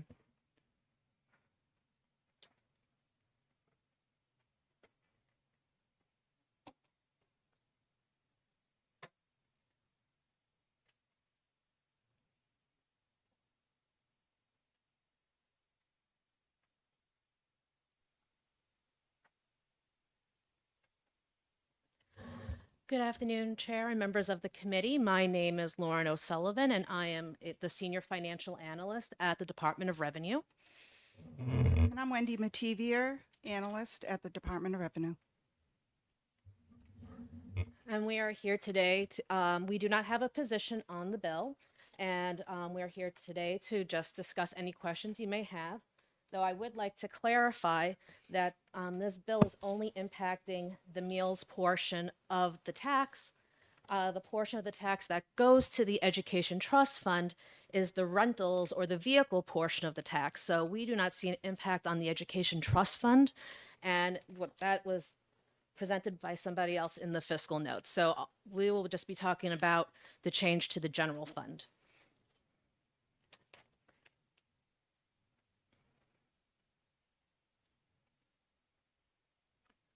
Okay. If there's any questions? Wendy, well, let me just say, Wendy, when you get a chance, if you'd fill out a pink card for this bill when you're done.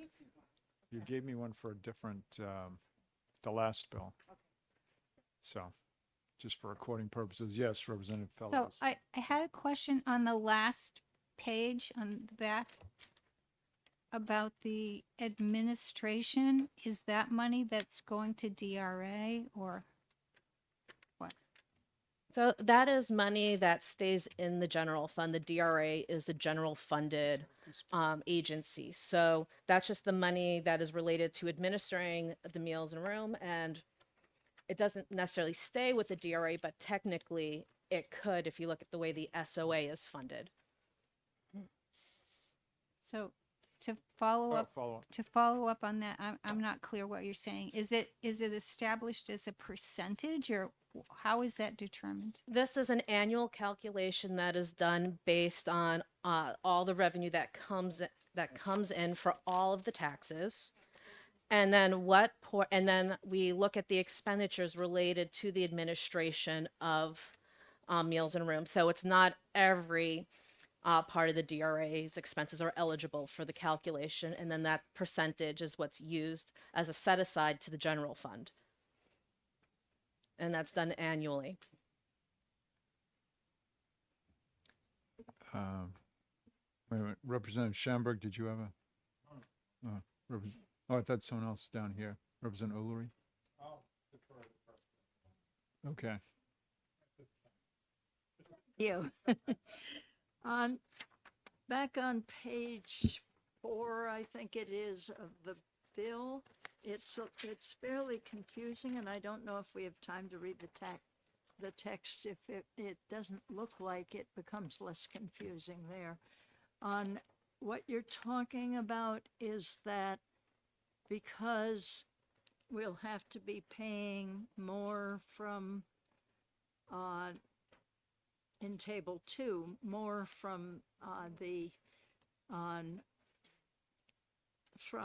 meals and rooms revenue than we would at 30%.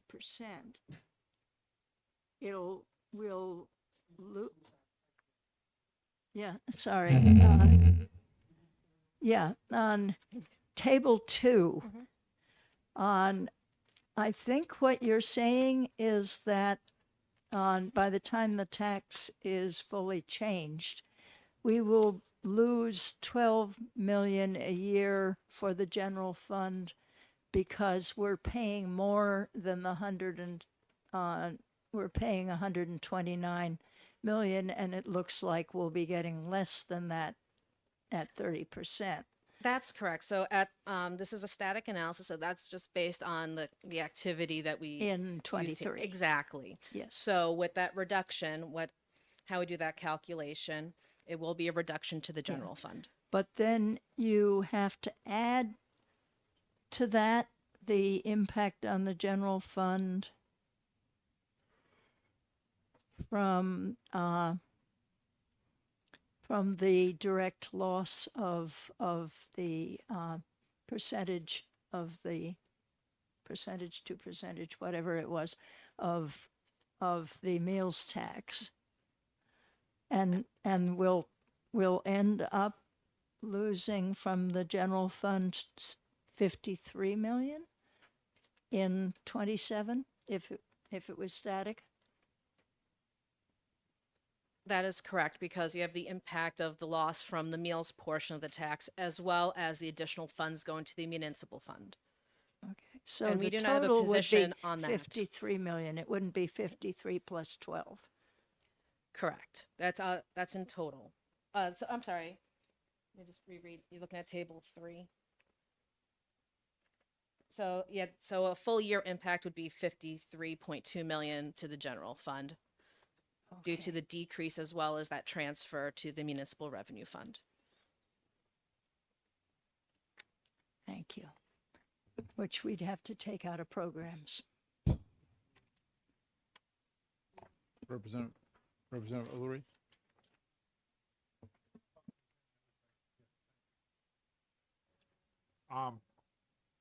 Municipal Association indicated that there was a direct relationship between state revenues and revenue sharing and the town effect, and town and county property taxes.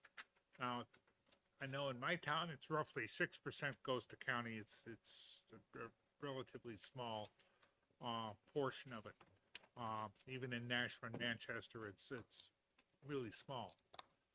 So discounting the less than 10% that the counties take into consider to take out of your property taxes.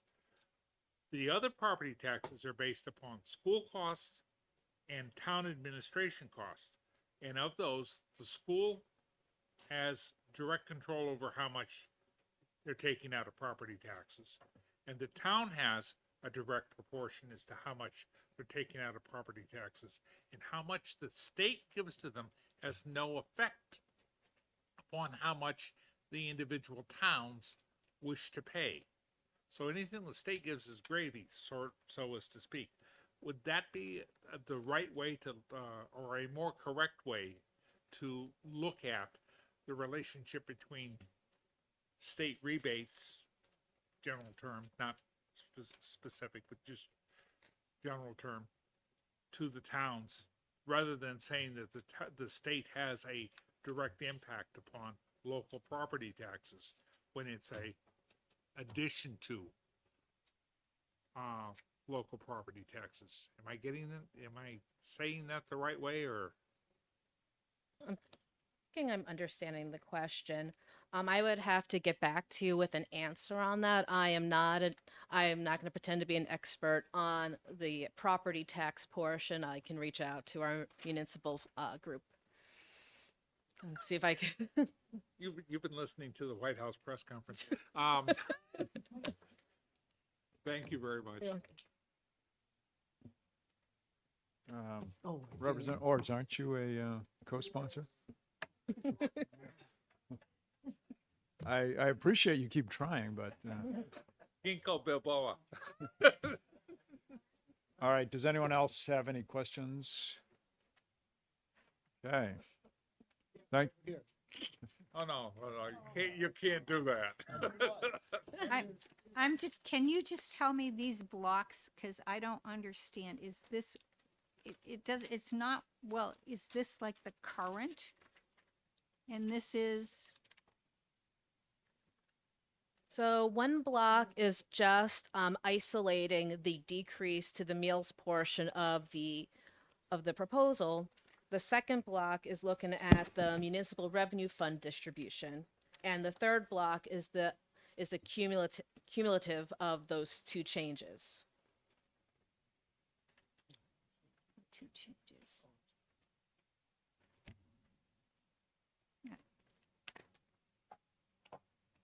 Does that answer your question, or have I confused you? So is this the block here? Which table are you referring to? Is that table one? Table 2. Okay, table 2. Is that current using, where is if we do nothing? Usually I see figures that say if you do nothing, these are the numbers, and if you implement this bill, here's the difference. So in table 2, at fiscal year 25 would be the do nothing option. And that is because the way the municipal fund transfer is calculated, it's the prior fiscal year's results goes into the calculation for 25. So then when this tax decrease goes into effect, we're not going to see that in the municipal revenue fund until fiscal year 26, when we use the fiscal year 25 revenue results to calculate the 26 municipal fund transfer amount. So the reason that it goes down from 129 down to 118, that's the rate cut. Is that what Correct. you're saying? Okay, it's not really clear to understand that. Correct. So what you're seeing in fiscal 26 is the results with the rate cut. And can you explain table 3 also? That is the summary of tables 1 and 2 together, because both tables 1 and 2 are impacting the general fund. So what we're showing is that you have that 1% decrease is going to cause X percent decrease to the general fund just by the nature of it being a tax decrease. And then you have an additional amount that's come out of the general fund to fund the municipal revenue fund transfer portion, because this bill is designed to have a floor. So if we don't meet the 129.2 million based on performance, we have to still remit 129.2 million. Okay. If we do better than that, that's great. And then the 30% calculation takes effect. But if the 30% is a lot less, then we have the floor to keep the municipal whole. Thank you. You're welcome. Okay. Any other questions? Seeing none, thank you very much. Thank you. Is there anyone else who would like to testify on HB 1515? Seeing none, I will close the public hearing on HB 1515. Well, that was, we're a little bit over, maybe by 2 hours. So I want to ask everyone, did you, in terms of procedure, because now our next 2 meeting dates are Tuesday, the 16th and Wednesday, the 17th. And the schedule is set in a similar way where I have a bill every half hour starting at 10 o'clock. Did you prefer how this went, or would you prefer that we try to add a little more time and have a lunch break? This went longer than anticipated. I certainly didn't anticipate it going this long. So I'd like to hear some feedback. Yes, Representative Ullery.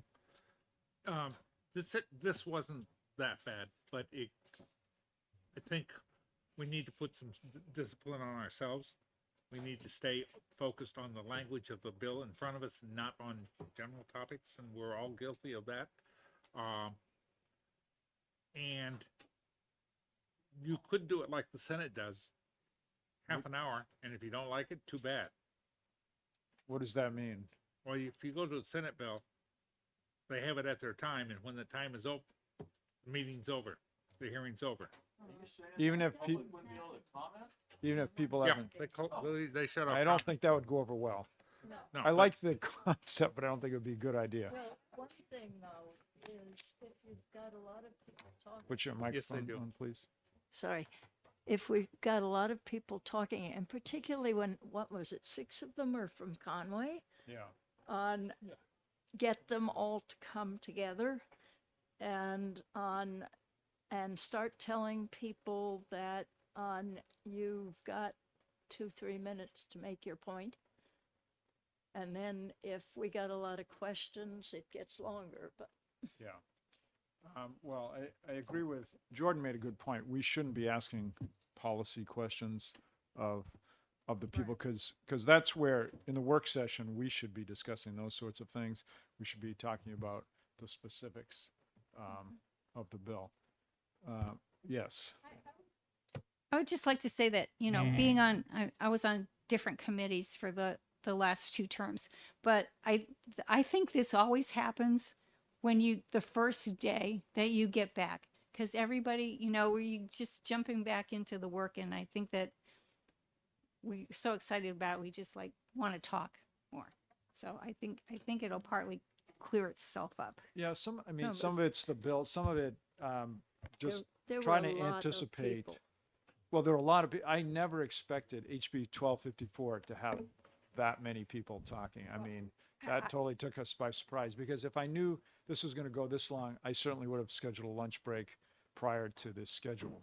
And maybe, you know, we can look at the schedule I have now, because by Wednesday I can change, because right now I've got both those days, you know, every half hour again. And if it goes nicely, you might be done by 12:30 or maybe 1. And I think everyone likes that idea, because when it looked like that was possible, everyone liked that. But anyways, yes, Representative Eldberger. Is it permissible? This is my first term, so I'm still trying to figure out. Is it permissible to limit testimony to 5 minutes? And if so, can we do that? Yes. And I'm just going to sort of toss out a bunch of things. Can you, as chair, say, if you more forcefully, and I was really appreciative as we got into the bill that you said, don't repeat. But just to say to somebody who starts repeating, have you got something new? Yes. And I also wonder, and I have no idea about the answer to this one, whether it makes sense to schedule more time and finish a little bit early, or to just say, you know, show up and we may not get to you for an hour after you're scheduled. Well, if I schedule an hour and they finish early, I can't start the next one. So that's the theory of doing it every half hour. And you know, like, as I said, Tuesday and Wednesday next week are scheduled that way. So potentially I could leave it like that. And then if it looks like it's going to go long again, I could take the pulse of the room here and see if you want to go to lunch. The problem is when it's scheduled that way, the people that are here probably don't really want to go to lunch. They want to get it done. So I could change. I'll get you in a second. We still have time to change. And so that's what we'll look at in a second here, is just, let's look at that quickly to see if you guys want me to change the scheduling. Representing Platt. Yes, from the clerk's perspective, I get stir crazy after a while. I need the break. And I need to sort some of the papers out because they just get overwhelming here. I need some food in my belly. Okay. Yeah. So I realize you didn't anticipate it going this long, but if you do anticipate that, I can appreciate the lunch break. Okay. Oh, well. Yes, now you may speak. Thank you. So, yeah, as I think Susan said, I would have liked to have shortened the testimony of the first person. And Sally and I were talking. I tried to catch her. I didn't realize she was going to walk out, but we were both had come to that same. She kept repeating herself, and just kept going on. And it, you know, we took just over an hour on her alone. And if we had, you know, somehow come in even close to 40 minutes, we could have maybe kept it on. So I think the answer is, I don't care, you know, what side of the fence they're on. I think we need to shorten that and say, look, you got 5 minutes. And if they hit 5 minutes, or give them 4 minutes. And then, you know, if we think it's necessary, give them a couple more minutes. But wow, that gal took like forever. Okay. So there's a couple things. One is, and to answer Representative Eldberger's question in more detail, I believe, and you can correct me if I'm wrong, Representative Almy, but I believe if I'm going to limit how long people can talk, I have to start that at the very beginning. And I admit, when I saw that big stack, I should have from the beginning just said, I need everyone to limit their testimony to 3 minutes. Because I saw it and I thought, well, we'll see how it goes. But then you start getting deeper into the stack and people have 5 minutes on there or whatever. And then it's, you are not, I believe, supposed to start saying, okay, now, from now on, we're limiting everyone because now those, people feel cheated. 5 minutes anyway, all the time. Well, 5 minutes is still a lot. I mean, Yes.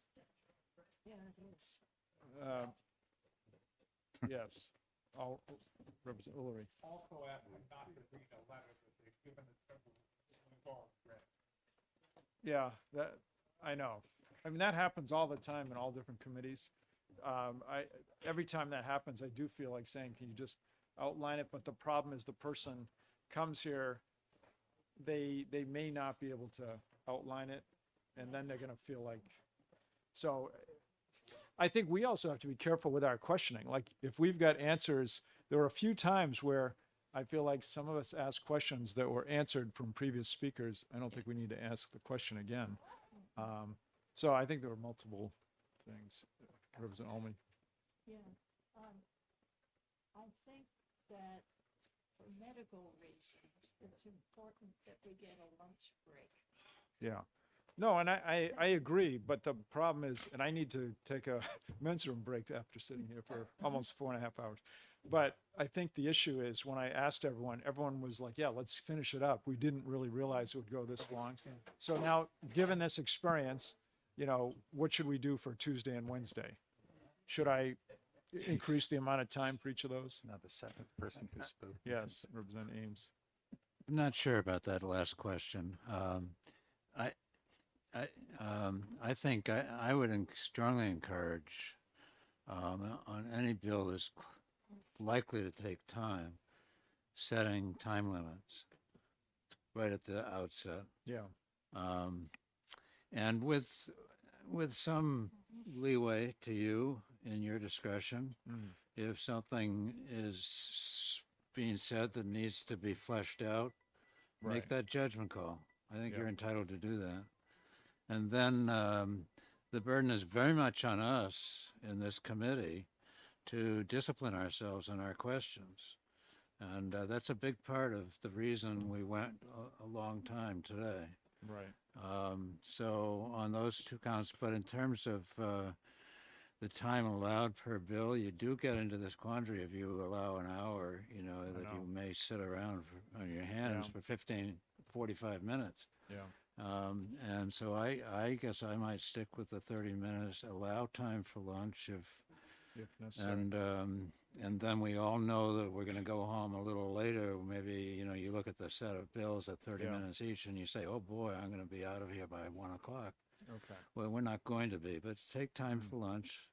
Yeah. I don't know whether other people would agree with that. It's nice to march through these things and be Yeah. done, but I guess I would favor Leaving it a the way lunch it is. period if the calculation of 30 minutes times the start time Okay, plus so- the start time. Yes, Representative Spilsbury, I know you. had your hand up. I think the extent to which things went over today isn't the norm. And for planning purposes, I wouldn't presume that this repeats itself every session. Yeah. I agree with most of the comments that I've already said about disciplining ourselves. And I think one of the key things is you've mentioned with several of the bills this morning that we're going to have a work session. If we could just have a clear understanding that we all anticipate that there will in fact be a work session on every bill, then I think it allows us to be much more restrained in terms of expressing ourselves during a hearing. So I would encourage you to stick with the schedule you've already noticed. Okay. Yes. I hesitate to suggest it, but if you have a sense that things might take longer, and sometimes you can sort that out by what's the topic, that perhaps we start at 9:30. I'm not a fan of getting up early. I'm just putting it out. And also to make clear at the beginning of the day that we will be taking a lunch break. And that way people who are here for a bill that's later in the schedule will understand from the get-go that they probably won't be speaking until after the lunch break. Yeah, I won't know that from the beginning though. That's more likely to be known, around 11:30 or something. We're starting to fall behind. Maybe at that point I say, okay, we're going to finish up bill XYZ, take a lunch break. So we could potentially. Yeah. Yeah. So real Yeah. quick, I like Dick's idea about limiting the time of the testimony. I like Susan's idea about maybe starting a half hour earlier. I wonder if, as she said, based on the topic, if we scheduled some of these for 45 minutes, just to put a little buffer in the schedule maybe. And last, I don't want anybody to faint, but even though I co-sponsored that last bill, I do not think taxation is theft. Now, what do you think of that idea? Now, my Democrat friends might really shock and fall over on that statement. But the other thing that I'm seeing is, and I think we all heard it today, we need to find a way to tax the tourism more and not the people of New Hampshire.